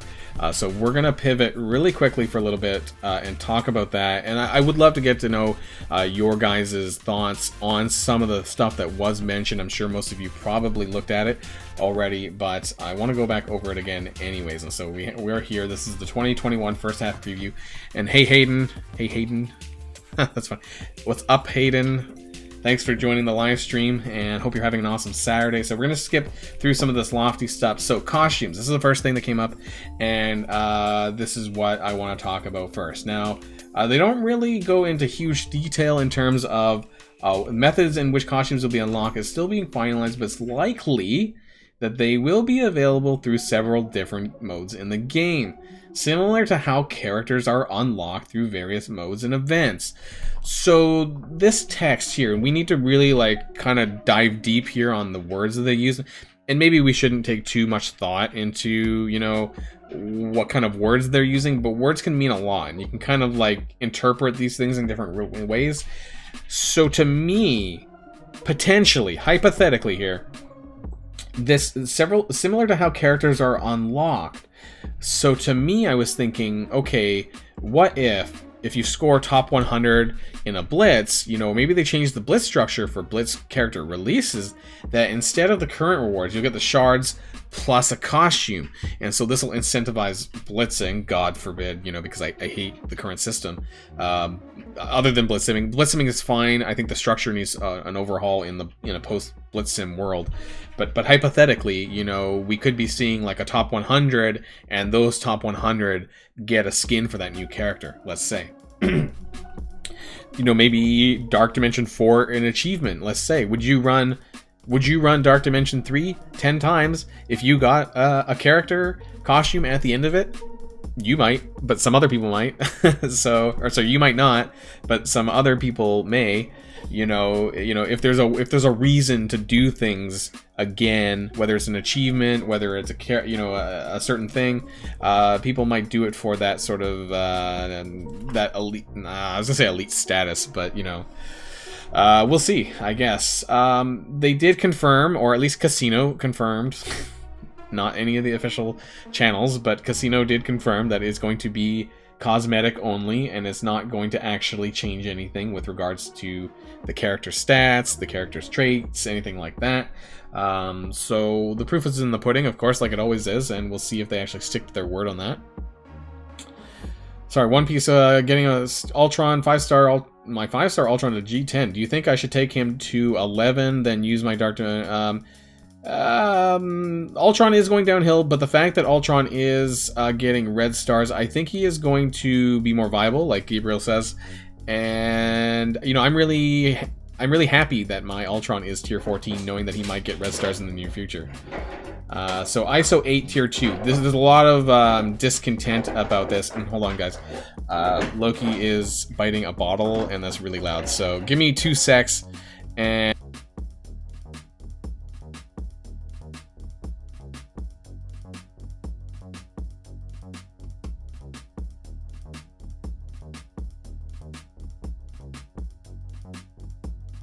okay, he dropped it. Sorry about that. I was gonna go grab him something to do instead of chewing on a bottle. Anyways, so thanks for that.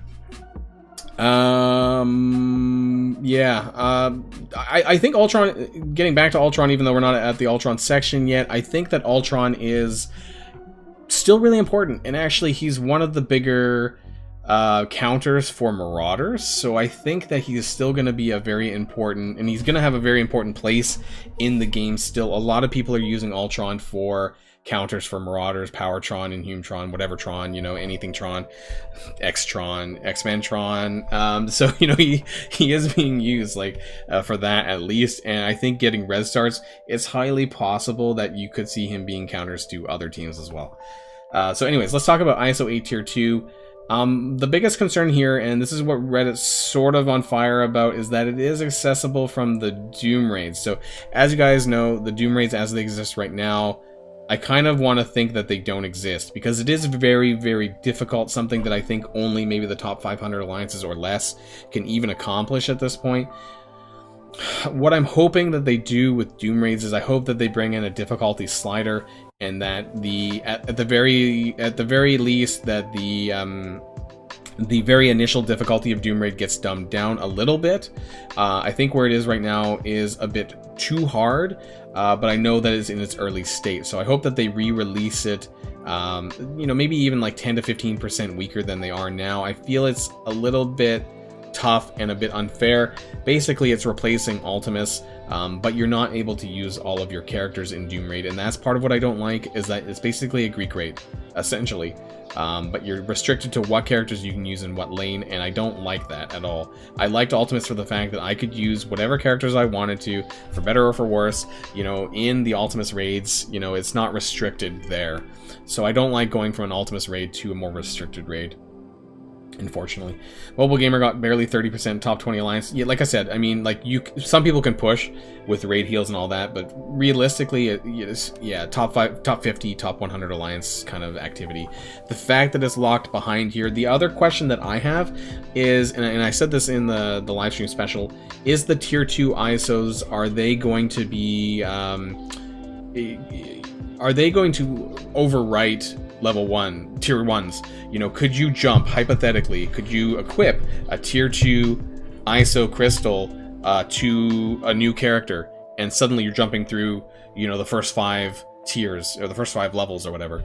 I'm thinking not. I'm thinking that you're probably going to need to, you know, equip up to the tier 5 ISOs, and in case you guys don't know what I mean about that, you know, we'll go into the ISOs really quick about that. So, you know, I have Thanos maxed out, you know, at level 5 Raider. You know, if I equip a level 1 tier 2 ISO blue crystal or whatever color, you know, is that going to completely overwrite all of these levels? You know, and I can level up straight to Raider level 5 or late level 6 or whatever it is? Or will I need to get Raider level 5 or level 5 before I can even, you know, equip that next blue crystal? I wonder. You know, I think it would be kind of weird if suddenly you could skip all of this progress and jump straight to level 6 or whatever level system they're going to be using for tier 2. So we'll have to wait and see about that. But for newer characters being released, you know, I wonder, you know, because for some of my characters who I only have tier 2 with, or level 2, you know, if I could jump straight from level 2 to level 6 by equipping a blue crystal. I don't know. Guess we'll have to wait and see about that. Like everything else, of course. My alliance busts a move. Alliance is 31%. It's not so bad. Well, like I said, my alliance is nowhere near close enough to being able to do that. You know, and I think we'll get to it down below. But the API system, I think, is going to be really, really important for you know, for alliance leaders and alliance captains to be able to know who has what in their roster. You know, I can't assign characters, I can't assign players to certain lanes in the Doom Raid if I don't know what you know, what their roster entails, and I might have to completely switch up the teams, you know, to reach that 30%. So we're gonna need that as a, but in getting people to use it, or in a usable way as well. So I guess that's gonna be the important thing, is that I guess more and more for people who are trying to be competitive, you know, I'm gonna have to start asking people to be using these things, I suppose, at the very least updating it so that I can see, you know, as an alliance leader, what, you know, my alliance actually has in terms of their roster, And maybe people might start to be afraid of this, because then I can see what kind of crappy characters you guys are leveling up on the side. You guys being collective you know, because there are definitely people in the alliances probably who you see, you know, hit those upgrades on those gear tiers or on those, you know, T4s that you're like, why are you doing that? Why did you loot, you know, T4, Luke Cage is basic. Why did you take Luke Cage to tier 15? You know, things like that. Characters who are highly not in the meta. Now we're going to be able to see everyone's you know, roster at some point and maybe laugh at them about that. And this strike pass. So this is what also concerns me a lot. I also want to point out that a lot of these things that they're talking about are potentially pay to win. Or not pay to win, but a paid element. The costume part, hypothetically, is a paid element as well. The ISO 8 tier 2, perhaps as well. But this strike pass, this is something... yeah, Luke Cage OP. The strike pass is something that is definitely concerning to me. So they are going to be bringing out what sounds like a separate pass, or at least in tandem to the Mojo's Battle Pass, for extra rewards for completing daily objectives, including some new additions. In most cases, this means you'll get more rewards, and they're going to potentially locking orange gear behind this for actions you're already taking in the game. Now, sorry, my mouth is getting dry. My throat's a bit dry. So, you know, this is something that they were asking, this part here, for the actions you're already taking in the game. This is something that we were asking, or a lot of people were asking in the community for the Mojo's Mayhem Battle Pass. People were, you know, people who hate Real-Time Arena were super frustrated that it was restricted to Real-Time Arena. So now, you know, we're getting the Strike Pass, something that can be done outside of Real-Time Arena. The question is it going to cost money? Is it going to be a free feature? I want to say it's not, but there is no confirmation that it's going to be paid. And I know, you know, we should always assume that Scopely has our worst interests in mind and not our best interests in mind. But there will be different level rewards based on your current level in the game. So it's going to scale. Part of me thinks this might be a new system that might have weekly objectives that might be free. Now, I know you're going to think I'm a fool, because, hey, when does Scopely ever give us anything for free? Usually they don't. But hypothetically it could. So, you know, because the reason why I say that is because the pass is going to scale. So newer players get more blue and purple gear, and the veteran players will get more orange gear. So how do you value that? You know, if it's going to change depending on what level your commander level is, this is... I mean, they could do that, of course. But it's going to be a bit tough for them to do that. So part of me thinks that, you know, and fingers crossed here, guys, that it might be a free weekly thing just for you to do on the side while you're doing everything else, to keep in mind that you might be able to clear these objectives. There are some games that I've played that have additional rewards for free. The only major game that I play on the side right now, on top of Strike Force, I play a game called Final Fantasy Dissidia Opera Omnia. It's largely a non-competitive mobile game. I can play it, you know, in my leisure time, as much or as little as I want. And they have a sort of a system like this. It's a completely free objective-based system, and you do those objectives and you get free rewards. But whether or not Scopely wants to give it to us for free, you know, that's a completely different matter. And if it's paid, I'm really not going to be happy about this, because we already have the battle pass for Real-Time Arena, and we already have, you know, I don't want to have to even think about spending $20 for the battle pass and then $20 for the strike pass, or even making that decision if I want one or the other. I think is completely bonkers. So because they haven't specified, we know it's going to be two different passes, but we don't know if it's going to be paid. Fingers crossed here that it might be free, and that would actually go, if it was free, this would actually go a long way into addressing some of the community's concerns around resources. That it was that it is a free potentially a free pass. If it was for us to get more rewards, that would be awesome.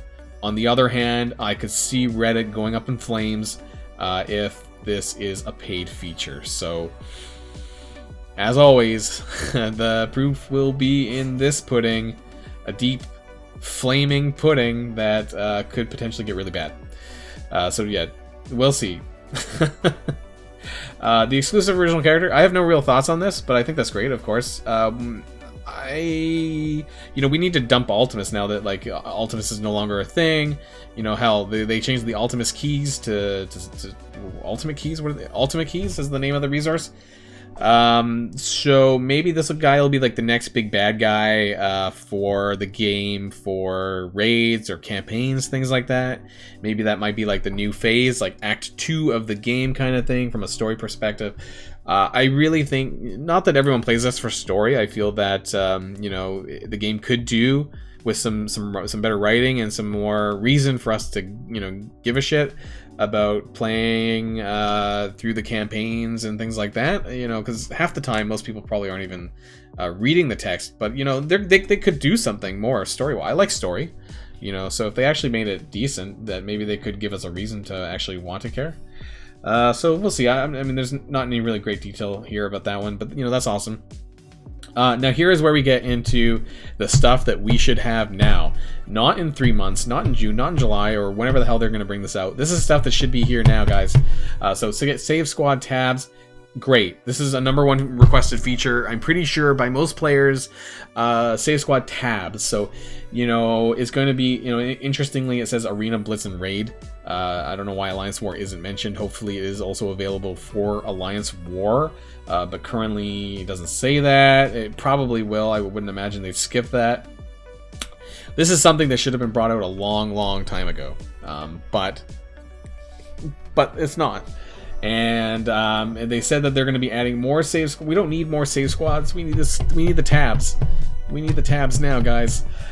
So most likely what this means is they're going to be adding another 5 save squads. If they give us 10, that would be awesome. But for some reason, I think I only believe that they give us 5 every patch, every time that they did roll them out. Raid Season Milestone rewards. This is something that should have been updated 2 years ago. This is something that hasn't changed since the game has been out. And I don't know about you guys, but I clear the Raid Season milestones in a day, maybe half a day. As soon as we launch that new Ultimate 7.4, I'm pretty sure we clear this, within 12 hours. And while yes, this is a great way to have increased rewards for orange gear and otherwise, this is something that we shouldn't have even had to ask for. This is something that they should have updated along the way with the game. I feel it's a bit crazy, the fact that we even have to ask for some of these things, that it's just something that they should have considered, by now, I don't know. Raid key tracking, I said this yesterday. I guess it's a quality of life improvement. It doesn't seem to really bother me, though. I don't think I've really cared too much about actually, like, spying on people's raid key progress. Red stars for Ultron. This is where it gets a little bit good and a little bit bad. So, there has been a lot of fire on Reddit over this, about how this might potentially happen. So, they want to give additional value to opening basic red star orbs. And we're doing this by introducing a new currency that'll be part of the orb drops. Now, this is all fine and dandy. What this isn't fine and dandy about is this might kind of get people to hoard red star orbs more for when Ultron does get the red star currency or whatever this crap is. So this is giving people more of a reason to hoard red stars, which, to be frank, there isn't, for free-to-play players or people who don't spend on red stars, please don't buy red stars. Red stars have terrible value in the game in terms of dollar value, so I really wouldn't recommend doing this. But for those people who don't spend, it makes it even more difficult to hold on to these red stars for this, because are we going to have to make this decision about whether or not we're going to be hoarding red stars for this eventual Ultron red star release, or opening them for characters now when we want them or could use them for these newer characters coming out. So what I would like to see them do, and I've mentioned this in my Discord as well, but I would really hope that they would just completely wipe the current orbs, or make a new orb, a new basic red star orb, so at least when the Ultron red star feature does come out, that everyone is starting on even footing, and give ample enough time for people to open their old orbs. But I think to then just transition into the same basic red star orbs that we do have, to then add these new things in. People with 100 plus red star orbs are going to have a significant advantage, and anyone who decides to hoard red star orbs is going to have a significant advantage over getting red stars for Ultron, which potentially could be game changing because he is a very good character, and if he now suddenly has red stars, his minions are going to have red stars. His minions are going to be even more powerful than they were before.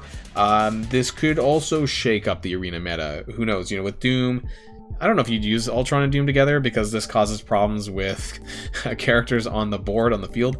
But hypothetically, anyways, this could really change the landscape once Ultron gets red stars. It doesn't say how high his red stars would go either. If it's going to stop at 4 or 5, we have no idea. So, yeah, I think this is a double-edged blade here.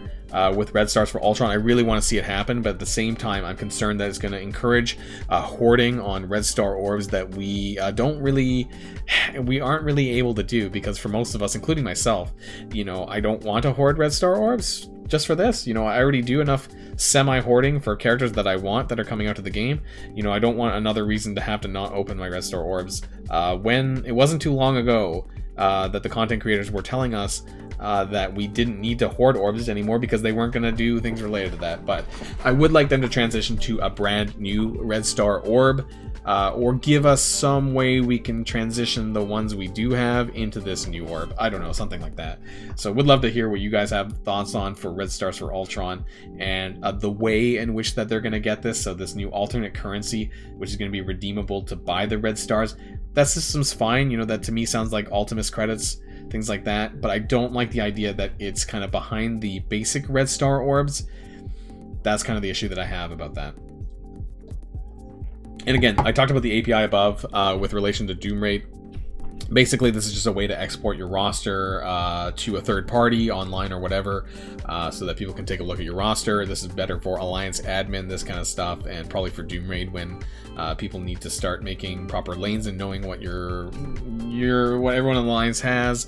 And for someone like me, it'd be easier just for me to look through people's rosters, and I can assign people their lanes based on what they have available to them. Anyways, all this stuff, of course, is under oh wait, no, we're not there yet. Under review. They have Alliance War. They're talking about Alliance War, real-time arena. Honestly, this is stuff that should have been worked on consistently over the last year. This isn't stuff that we should have to ask for. Alliance War hasn't been updated since it's been released, with the exception of the league system, which is fine. But they haven't actually made any gameplay differences to Alliance War. And there's still, oh god, it's a massive flaming dumpster. Real-time arena, they're not, I don't know how they're gonna fix this.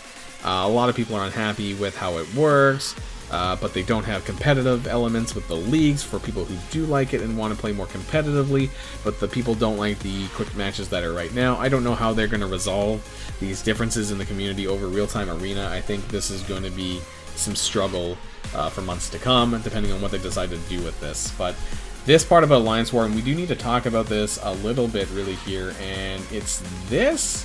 We want to revisit the room bonuses, and we're exploring allowing for additional attacks and additional defense squads per room. I don't like this. The reason why I don't like this is I don't want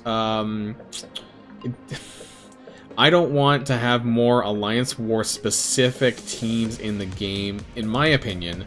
But the other reason why I don't like this is because the way they might implement this. Now, if they want to raise the war energy cap up, from 5 energy, which is currently it sits at if you don't spend, or if you don't use your attacks on time, if this goes up to 10 and you're not going to get penalized for not doing your attacks on time, I don't want any more reason to reduce the timer between attacks between 3.5 hours, which it sits right now, to 2 hours, to make people have to log in more frequently to do more attacks. I don't want that to happen. So if they do make a time-based decision around this, and also I don't think additional defense squads is the answer. What is this going to accomplish? Slowing people's clear on certain rooms? How about we just revisit, upgrading the rooms like they were thinking about doing earlier? If I'm not mistaken, that's a button on the screen that says you can upgrade the room and things like that in your off time, like leveling the rooms up or things like that. Surely there must be some other method or other system that they can think about. I don't want more war defense specific teams. I'm fine with war specific text, but I don't want any war defense or war offense specific text. I really dislike that, actually. Alex on Node 7. Well, sorry to hear that, but you'll get through it. And you know, there was some okay stuff in here, but I feel like there's a lot of potentially monetized elements of this, and I feel like this came out. This should have came out after the acknowledgement. I think this should have came out after the acknowledgement post. Which, by the way, actually, you know what? Let's go back and talk about the acknowledgement post, just so we have a refresher of what to expect for this coming week.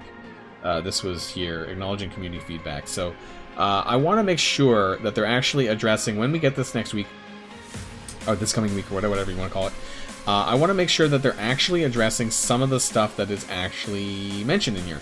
Orange gear access, I talked about this earlier in the live stream. This is my #1 concern, actually, in the game. You know, I'm sitting on, let's go to my roster here. I'm sitting on how many gear tier 12 characters that I'd like to take up? So, Jubilee's sitting at tier 13. I don't think she's ever going to hit tier 14. I just don't have the enough superior spliced XPs to even make it worthwhile here. So frankly, I don't know when this is ever going to happen. Sitting at my other tier 13, tier 12 characters, you know, I got Thor at 5 red stars. I wouldn't mind doing that at some point. Loki at 6 red stars for what it's worth. Who else do I have here? Swarm, my Sinister Six. You guys know how much I love Sinister Six, but he's never going to be able to hit orange gear with the amount of the lack of superior isomers that I have in here. Electros tier 12, Squirrel Girl tier 12. I would love to take to tier 13 plus. Cyclops. Where was Taskmaster? I have a 6 red Taskmaster somewhere. Cyclops 6 red, would love to take him up a little bit further. Cable 6 red, would love to take him up a little bit further. Interestingly, more mutant gear that I don't have. You know, any characters with good red stars that I have. Taskmaster's down here somewhere. You know, Red Guardian 6 red that I have not activated, but you know, I would love to take him up to tier 13 plus. Anyone that I have at 5 red or higher. Graviton maybe. You know, if they bring out MODOK, you know, but all these characters that I have great red stars on, but I just can't take them up higher than tier 12 because I just can't afford the orange gear for any of these characters, really, to be honest. You know, I have some great red stars on some characters. Where's my Taskmaster? Down here. I actually have a 6 red Taskmaster, you know, and I'm going to get that in 8 shards, you know, but will he go higher? I would like to. I would love to. I need to put some more work into my Taskmaster for someone who has a 6 red. I don't even know the passive. That's pretty shameful. But my point is that, you know, I don't have the gear. I do have a little bit of gear for him. I do have actually more of these secret intels. But again, between him and Red Guardian, you know, 2 characters I'd really like to bring up skill-wise. But will I have the resources for it? And I think that this is a really important part of why we need to look out for you know, the community acknowledgement part 2. I think we need to make sure that we hold their feet to the fire when it comes to commenting on these aspects of the game that they're committed to fixing. So, you know, the orange gear access, they've said in a variety of couple ways. Looking back at the first half, they talked about the strike pass as a way to get more orange gear here. So I hope that's not the only way that they're thinking about it. And they have, you know, they can do things now. You know, they can do things right now to improve orange gear access. They can bump up, just for talking sakes, you know, if we go into the main store here, we can lower the cost of gold for orange gear pieces. We can make it a bit more viable to buy them from the raid store. Not 3, you know, we could at least have 5 in here for the same price, because raid credits wise is quite expensive. So why can't we buy at least 5 of them? Maybe a little bit more would be nice. 10 would be great considering how much you need, but I'll even take 5, you know, because buying 3 kind of sucks. Buying 5 is a little bit better. You know, give us some more orbs, different orbs that are already existing in the game that will give us more orange gear faster. Maybe bump up the type of, the amount of gear that you get from the orange gear. And, you know, later on, after I finish this really quick, we're going to do an opening of 100 orange gear orbs, which is equivalent to about 20 days, roughly, of rating at Ultimate 7.4 and Greek rating. And I kind of want to just open 100 orbs, 100 orange gear orbs, and kind of show you how much you actually get out of that and what that really means. You know, like 20 days worth of raiding gets you this much, and you know, is it a lot? The answer is no, but I do want to go over it anyways and kind of show you guys what you can expect out of that. And how do you think the game has gotten to this point? Greed, I honestly think that it's a combination. I'm not going to let them, you know, as big of a problem COVID-19 is in the world right now, and don't get me wrong, it is. I think that they're because Scopely is such a large corporation, I think they're trying to squeeze the bottom line. I think they're trying to capitalize too much on their net profits and not maybe hiring enough people. I think maybe the studio is a bit too small, and maybe they need to add a few more people in for different parts of the game studio, whether that's QA, quality assurance, or just other you know, development parts of the game, you know, so that they can work on multiple things at the same time. I think that's a bit of a problem with it as well. So I really, you know, because we wouldn't be still here if we didn't like the game. I just think that they just need to think about things a bit. You know, they need to, you know, the game isn't going to survive long if there's this much frustration. So, you know, I really hope that they actually do consider some of these things. And Gabriel, need more training mats. Gold isn't a huge concern right now, but training mats is the real bottleneck. Yeah, that is mentioned actually here as well as we scroll down. So training modules, they did say this here. So we're putting plans into action about orange gear, updating the raid season milestones. Okay, so this was mentioned in the other one down here. So raid season milestones, increasing the quantity available from the supplies and the raid store. Okay, sure. Can we get that sooner rather than later, please? A new feature that we'll highlight in an upcoming blog. Interesting. So this must be the strike pass, right? So do they think that these alone is gonna ease up? I don't know. Maybe if they like improve it to like from 3 to 10 in the raid store, but otherwise, I don't know if this alone is enough. And we need this now, not in 3 months, not in 4 months. You know, with regards to the strike pass, you know, we need this now, not later. So, training modules definitely still in high demand. Did they say where they would make? No. One of the ways to make training modules is one of the mode-specific stores. What do you think this guy? What do you think this means, guys? Because mode-specific stores. So one of the existing mode-specific stores. I was thinking new game mode for some reason, but I guess they could throw that into one of the existing stores, I guess. But again, proof is in the pudding. You know, is it going to be a reasonable amount of training mats? Are they going to give us, God forbid, are they going to give us like purple training mats? We need orange ones. You know, the orange ones that you get out of the Kingpin orb. Oh yeah, by the way, let me open just a few random Kingpin vaults orbs to see if we get training mats. Listen, how many orbs do I need to open to get a training mat? We get training mats. There we go. We got 7 training mats. So, you know, this is worth 70,000 gold worth of training mats, I think. So, you know, I do this. I know, you know, probably Gabriel isn't able to do this, and other people here in the stream, you know, this is how I get training mats, is just opening Kingpin orbs. I'm in this luxury position where, you know, I have nothing to spend my arena creds on other than opening, you know, countless Kingpin orbs for training mats and hope that I get training mats. There we go, got another 7. But this isn't viable for most players, so, you know, I think that they need to do more. They need to increase, oh, there we go, we'll stop. But they need to increase the amount that comes from campaigns, again, yeah, like was said there. And it needs to be reasonable. If it's going to go into the store, whatever store it's going to be, you know, it needs to be a reasonable value. And give us orange ones, not purple, because God, you know, I'm so sick of those. Is it in the real-time arena that you actually get purple training mats as a reward? It's kind of a slap in the face, I think. Character availability, yeah, okay, so we need to talk about this. This part here specifically, we've been adding characters to the war store without removing older characters, which has created overcrowding. This is something that they could do now. At a flip of the switch, they could remove all the crappy characters and some of the minions out of there, and they could do this now. Why haven't they done this? Because it's going to affect their bottom line and power core refreshing of the store. People who are scrambling to pick up certain characters for legendary events. You know, So, Doom Raid rewards, not really going to talk too much. We already talked about that. Quitting penalty, raid milestones, Thor's hammer, Thor crash save squads. So, you know, I want you to look at this, you know, the stuff that is in here, and then I'm gonna probably do another video next week, and I'm gonna do a side-by-side comparison to part 1 and part 2, and see if they've actually adequately addressed some of these issues. For me, I think Orange Gear access actually is almost number 1. I do admit that training modules is an issue for a lot of players, so I hope that these are in tandem, and they consider them both. Character availability needs to be better, but it kind of... yeah, it is what it is, I guess. You know, obviously it could be better, but for me personally, it's like, what's the point of new character releases if we have a training module shortage and we have an Orange Gear shortage?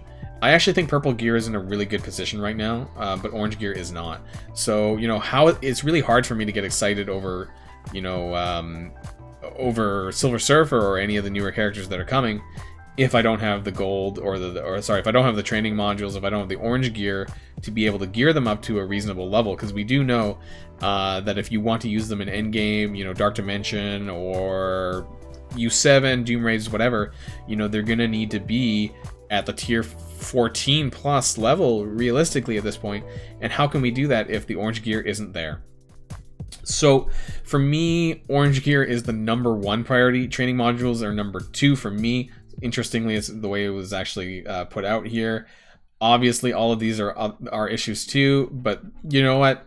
If I can gear up a few more characters into the Orange Gear tier, I can be excited about new characters a little bit more than I have been. So that's my opinion about that one anyways. And so we'll have to keep this on hold until later on in the week when Acknowledgement Part 2 comes out, and let's hope that we can do a side-by-side comparison and see that they've been addressed. And I think that is what's going to sort of whether or not I'm going to open up my wallet again, whether it's for the battle pass or otherwise. Otherwise, that's currently why I haven't been buying new characters. So, you know, maybe my channel's been a little bit boring because I haven't been able to bring out this content for you guys around Shadowlands and, you know, Astonishing X-Men, because I haven't been buying these characters really to flesh them out further. But, you know, it's just how I feel with the game right now. It's not that I don't like the game. I wouldn't be here if I didn't. It's just that it still needs some work. So I hope that we get this within the next week, and you know, we'll be able to talk about it a little bit more next time as well. And next Saturday, you know, of course, we'll be able to get to talk about everything that's gone on this coming week. Feels like there's always something to talk about, of course. Let's go back into war. It looks like there's some progress being made. We probably have another 15 minutes or so here in the live stream, so we'll see what we can get done before ending it. Of course, I'm not going to say it too early, but yeah, thanks for coming by, of course, on this Saturday. Looks like we did get through the bridge. Wow, we did. Let's see, what else was there? I'm kind of surprised. What other teams are in here? Let's scroll back to the bottom. Okay, so I failed to kill Thor. Looks like they failed to kill this Asgardians. They killed 3. So I don't know if Drax actually made a difference here or not, but this is interesting nonetheless. We have a supernatural team to kill Sif and Hela. To be honest, I'm surprised that Hela didn't kill more of them. That Hela is so big that like she could have death knifed and probably like wrecked them all in one go. AIM here killing an entire AIM team to kill that one Thor. That's kind of funny. And then we had a defense. It looks like they were really heavy at the start here. We had a power armor team on this defenders that they had. A Deftron, is that what they call this? Deftron? Defenderstron? To beat this power to beat this Marauders. This is a little bit of a punch up here.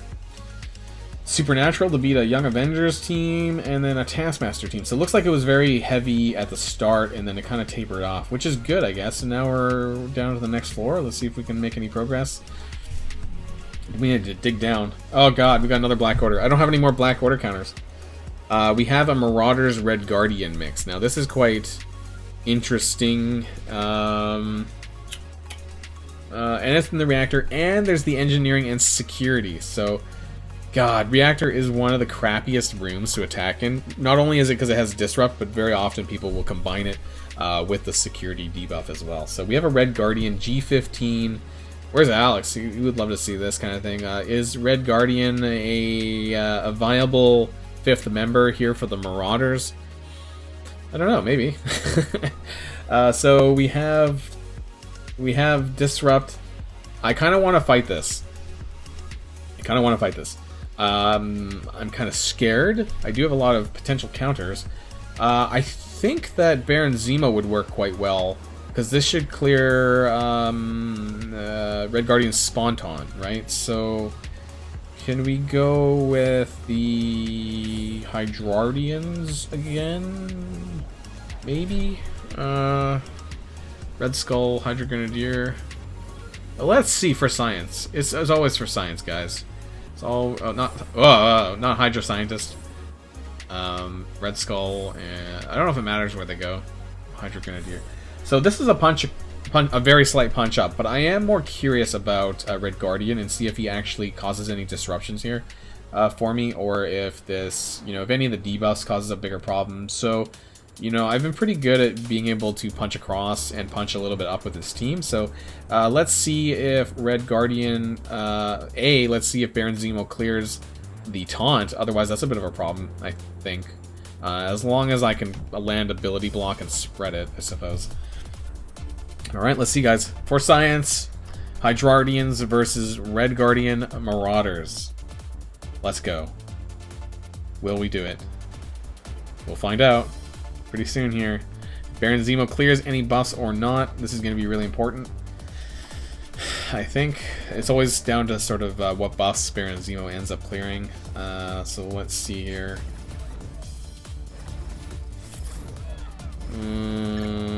No, we did not clear Red Guardian's taunt. That's okay. The question is, can we land the ability block? And we didn't land the ability block. This is a bit of an issue. Because Emma Frost is not gonna get ability blocked. So, oh crap! Oh my god. Okay, so I can't spread the debuffs because Emma Frost hit him and cleared the taunt. Okay, this was maybe a misstep. We could kill Red Guardian, I guess. And I guess we can do this. Clear the taunt again.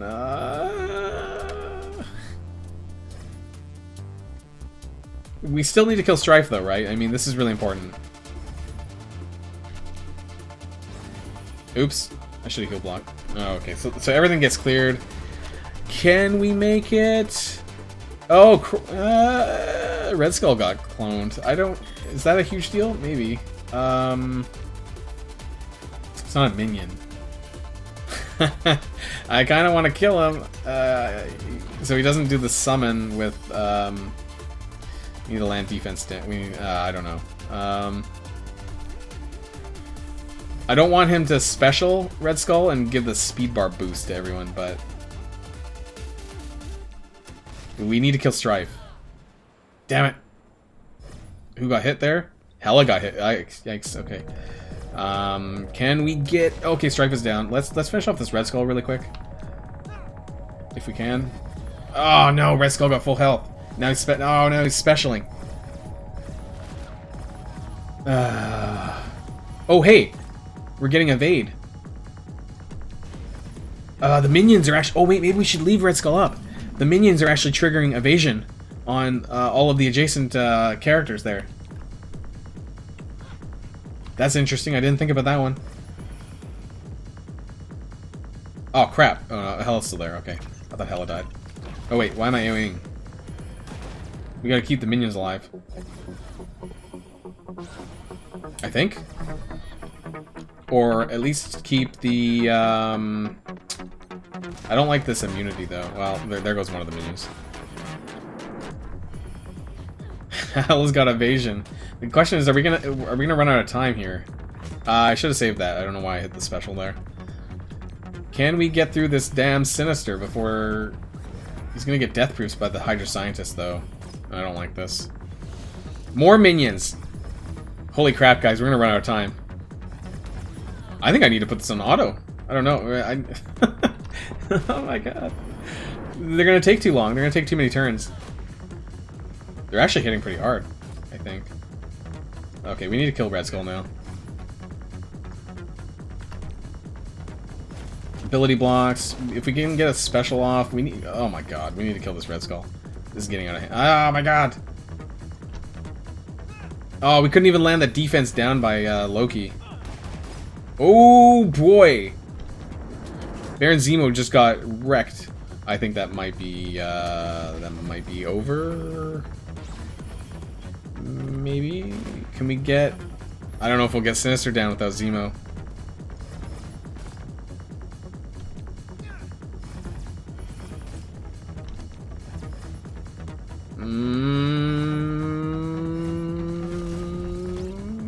And we don't have the evasions without Zemo either.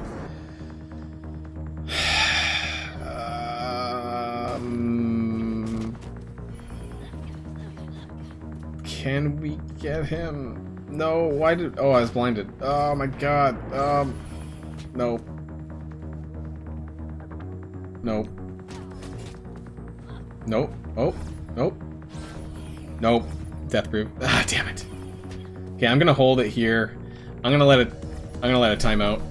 That was crazy. Okay, so that got a bit out of hand. I thought maybe, hey, the minions would actually play in our favor there with Baron Zemo. Being able to give evasion to Loki and Hela, and they did stay alive a bit longer. Baron Zemo got hit. Baron Zemo got hit by that Red Skull ultimate and took a lot of damage. And I guess because Sinister is tier 15, even a Red Skull minion, Red Skull's clone, is gonna hit pretty hard still. So unfortunately, we didn't. But it should be a 2-shot. I think this is a good 2-shot, probably. You know, all the tanks are down. That's the question, right? Was Red Guardian the problem, or was Red Guardian not really a problem? I don't know. You know, I think things were going pretty well, actually. I think things were going fine. The strife wasn't that big. I think it was the Red Skull clone. I think at first I thought that was good. And then I think it just, from a time perspective, and it was just getting a bit chaotic on the board. Too many people on the board. I think it was getting a bit much. It could have just been some bad RNG. I think if the clone was different, perhaps we might have actually got through that. Yeah, that was a weird one. That's for sure. I think this was going to go onto YouTube. Because I think this is probably I've never seen a Red Guardian Marauder. So unfortunately, I didn't get that, but you know, I think it's still worth showing anyways. A tad unfortunate there, but it was a fun fight, I guess. The Red Skull clone was weird, and I don't know if Red Guardian actually contributed all that much. I think that's not a very good pick. I don't know if Red Guardian really made a huge difference there. He didn't really gain. He didn't really do much for the team. He didn't really even protect Strife all that much either, if that's what he was trying to do. So yeah, definitely wouldn't use Red Guardian there. I would consider using him on the Mercs team if you're going to use him at all, to maybe hide Taskmaster a little bit more. So that was fun.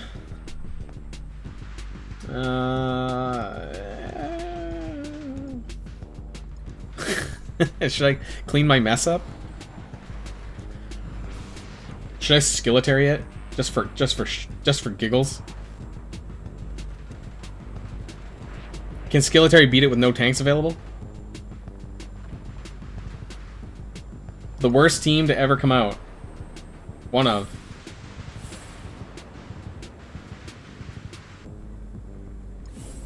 Killmonger. Is this a waste? I don't, you know, to be honest, I don't know if this is a... I don't think this is a waste. You know, because Sinister is still gear 15, to be fair. And Emma Frost, we know how Emma Frost can sustain herself really well. So, you know what? Maybe this isn't a waste. So let's get Yelena and Merc Soldier. Where's Yelena? You know, it's funny, because this is a punch down, yet, you know, it still could be quite challenging. So, yeah, let's see. Hopefully we can kill Sinister, though, before he does anything crazy. And hopefully we actually kill Emma Frost before she goes back into diamond form. It's a pain in the ass to kill. Oh, guys, I'm really hungry, though, so I think after we do this war match, I'm probably going to have to... Oh, my God. Can We got the defense up. Okay, can we kill him? Can we kill him? There we go. Okay. We're good, right? We're not gonna lose. Right? Let's just kill Mystique off. There we go. You just focus on Emma. It's 5v1. Should be good, right? Right?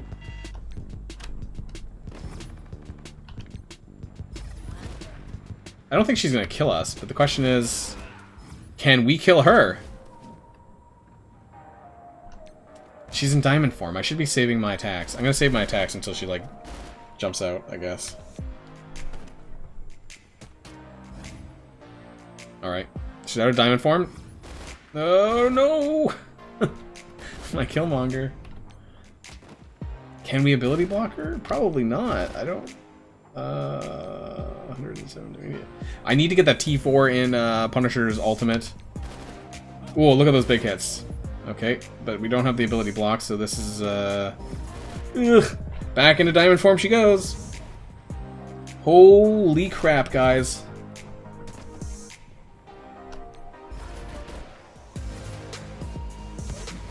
Are we gonna time out?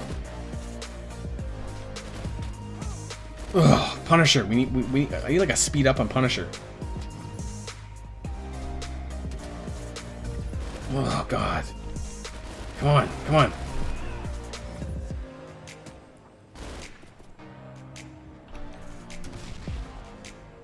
Does this do more damage? 200%, 10% piercing.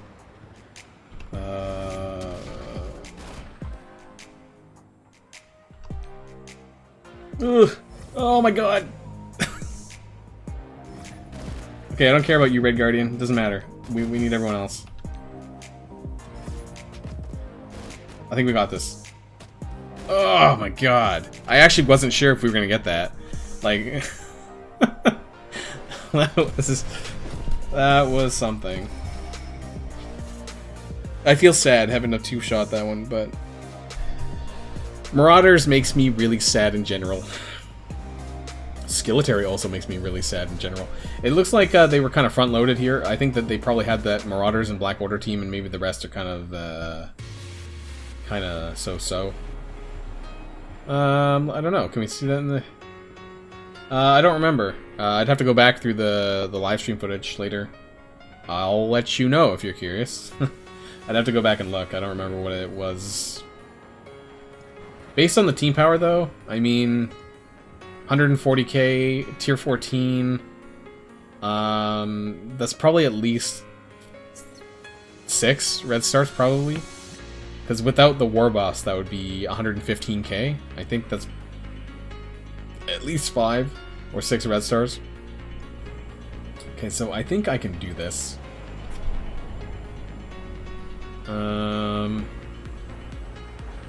We still have Ultron.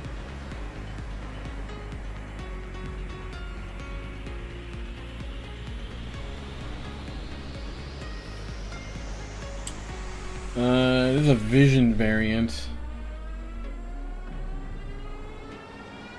We could use X-Force. Let's use X-Force. My X-Force isn't super strong, so I think we should be able to punch up here. The good thing about X-Force is that they don't actually have any buffs or anything like that. They have some spawn stuff, but they don't put up any buffs, really. So this makes them good usage in the reactor. A good team to use in the reactor, rather. We're going to be playing off this match, and then I think we're going to be calling it for the live stream. I am super starving, so I need to get some lunch. So I want to thank you all for coming by the live stream today, of course, for this YouTube Saturday. And I think next Saturday is going to be a big one, because we're going to have a whole lot more things to talk about as well, if I don't already do something before then. So let's get this battle cleared out. We're going to have to focus Minerva, of course, if we don't want anyone. And we're actually going to put a disrupt on Groot here, just so he doesn't, Rocket doesn't do the special there. But we're gonna do that. Oh wow, we didn't even land it. Tier 14 Minerva. Huh. Push her turn bar back, I guess. Oh wow, that cable just wrecked her. 2, 3, 4, 5. Interestingly, the Groot passive triggered after all 5 of the attacks. I actually wasn't sure how that was going to land. Not sure why I didn't use my special, but we got this anyways. So when Groot dies, his passive doesn't trigger until after all 5 of X-23's attacks go off, which is good. I wasn't sure actually how that would go though. And there we are, quite the big punch up. X-Force is still quite a good offensive team, but, you know, because of their mutant gear, you know, I am eyeing up Shadowland just to see if they are, you know, Shadowland to me sounds like X-Force, but better. So we'll see, and if that really is the case, then I won't have to use the mutant gear that I need to on them, and I can just use it on X-Factor or something like that.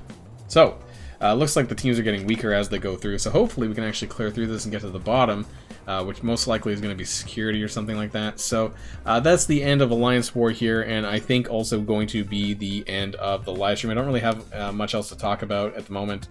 You know, we've gone through everything else game-wise, and we talked about a lot of stuff today about what we'd like to see coming to the game and how I hope that they're going to be addressing a lot of these issues coming in this week for the Acknowledgement Part 2 post, which of course we'll be going over on my channel and likely in the various live streams as well. So we'll just call it a day for this. Call it a day for this day. Wow, I'm getting hungry, so my words are not working very well right now. But I want to thank you all for coming to the live stream once again. Thanks for coming out and seeing me on this Saturday. And of course, if you're not already involved with the Discord, with the channel, then feel free to jump in there.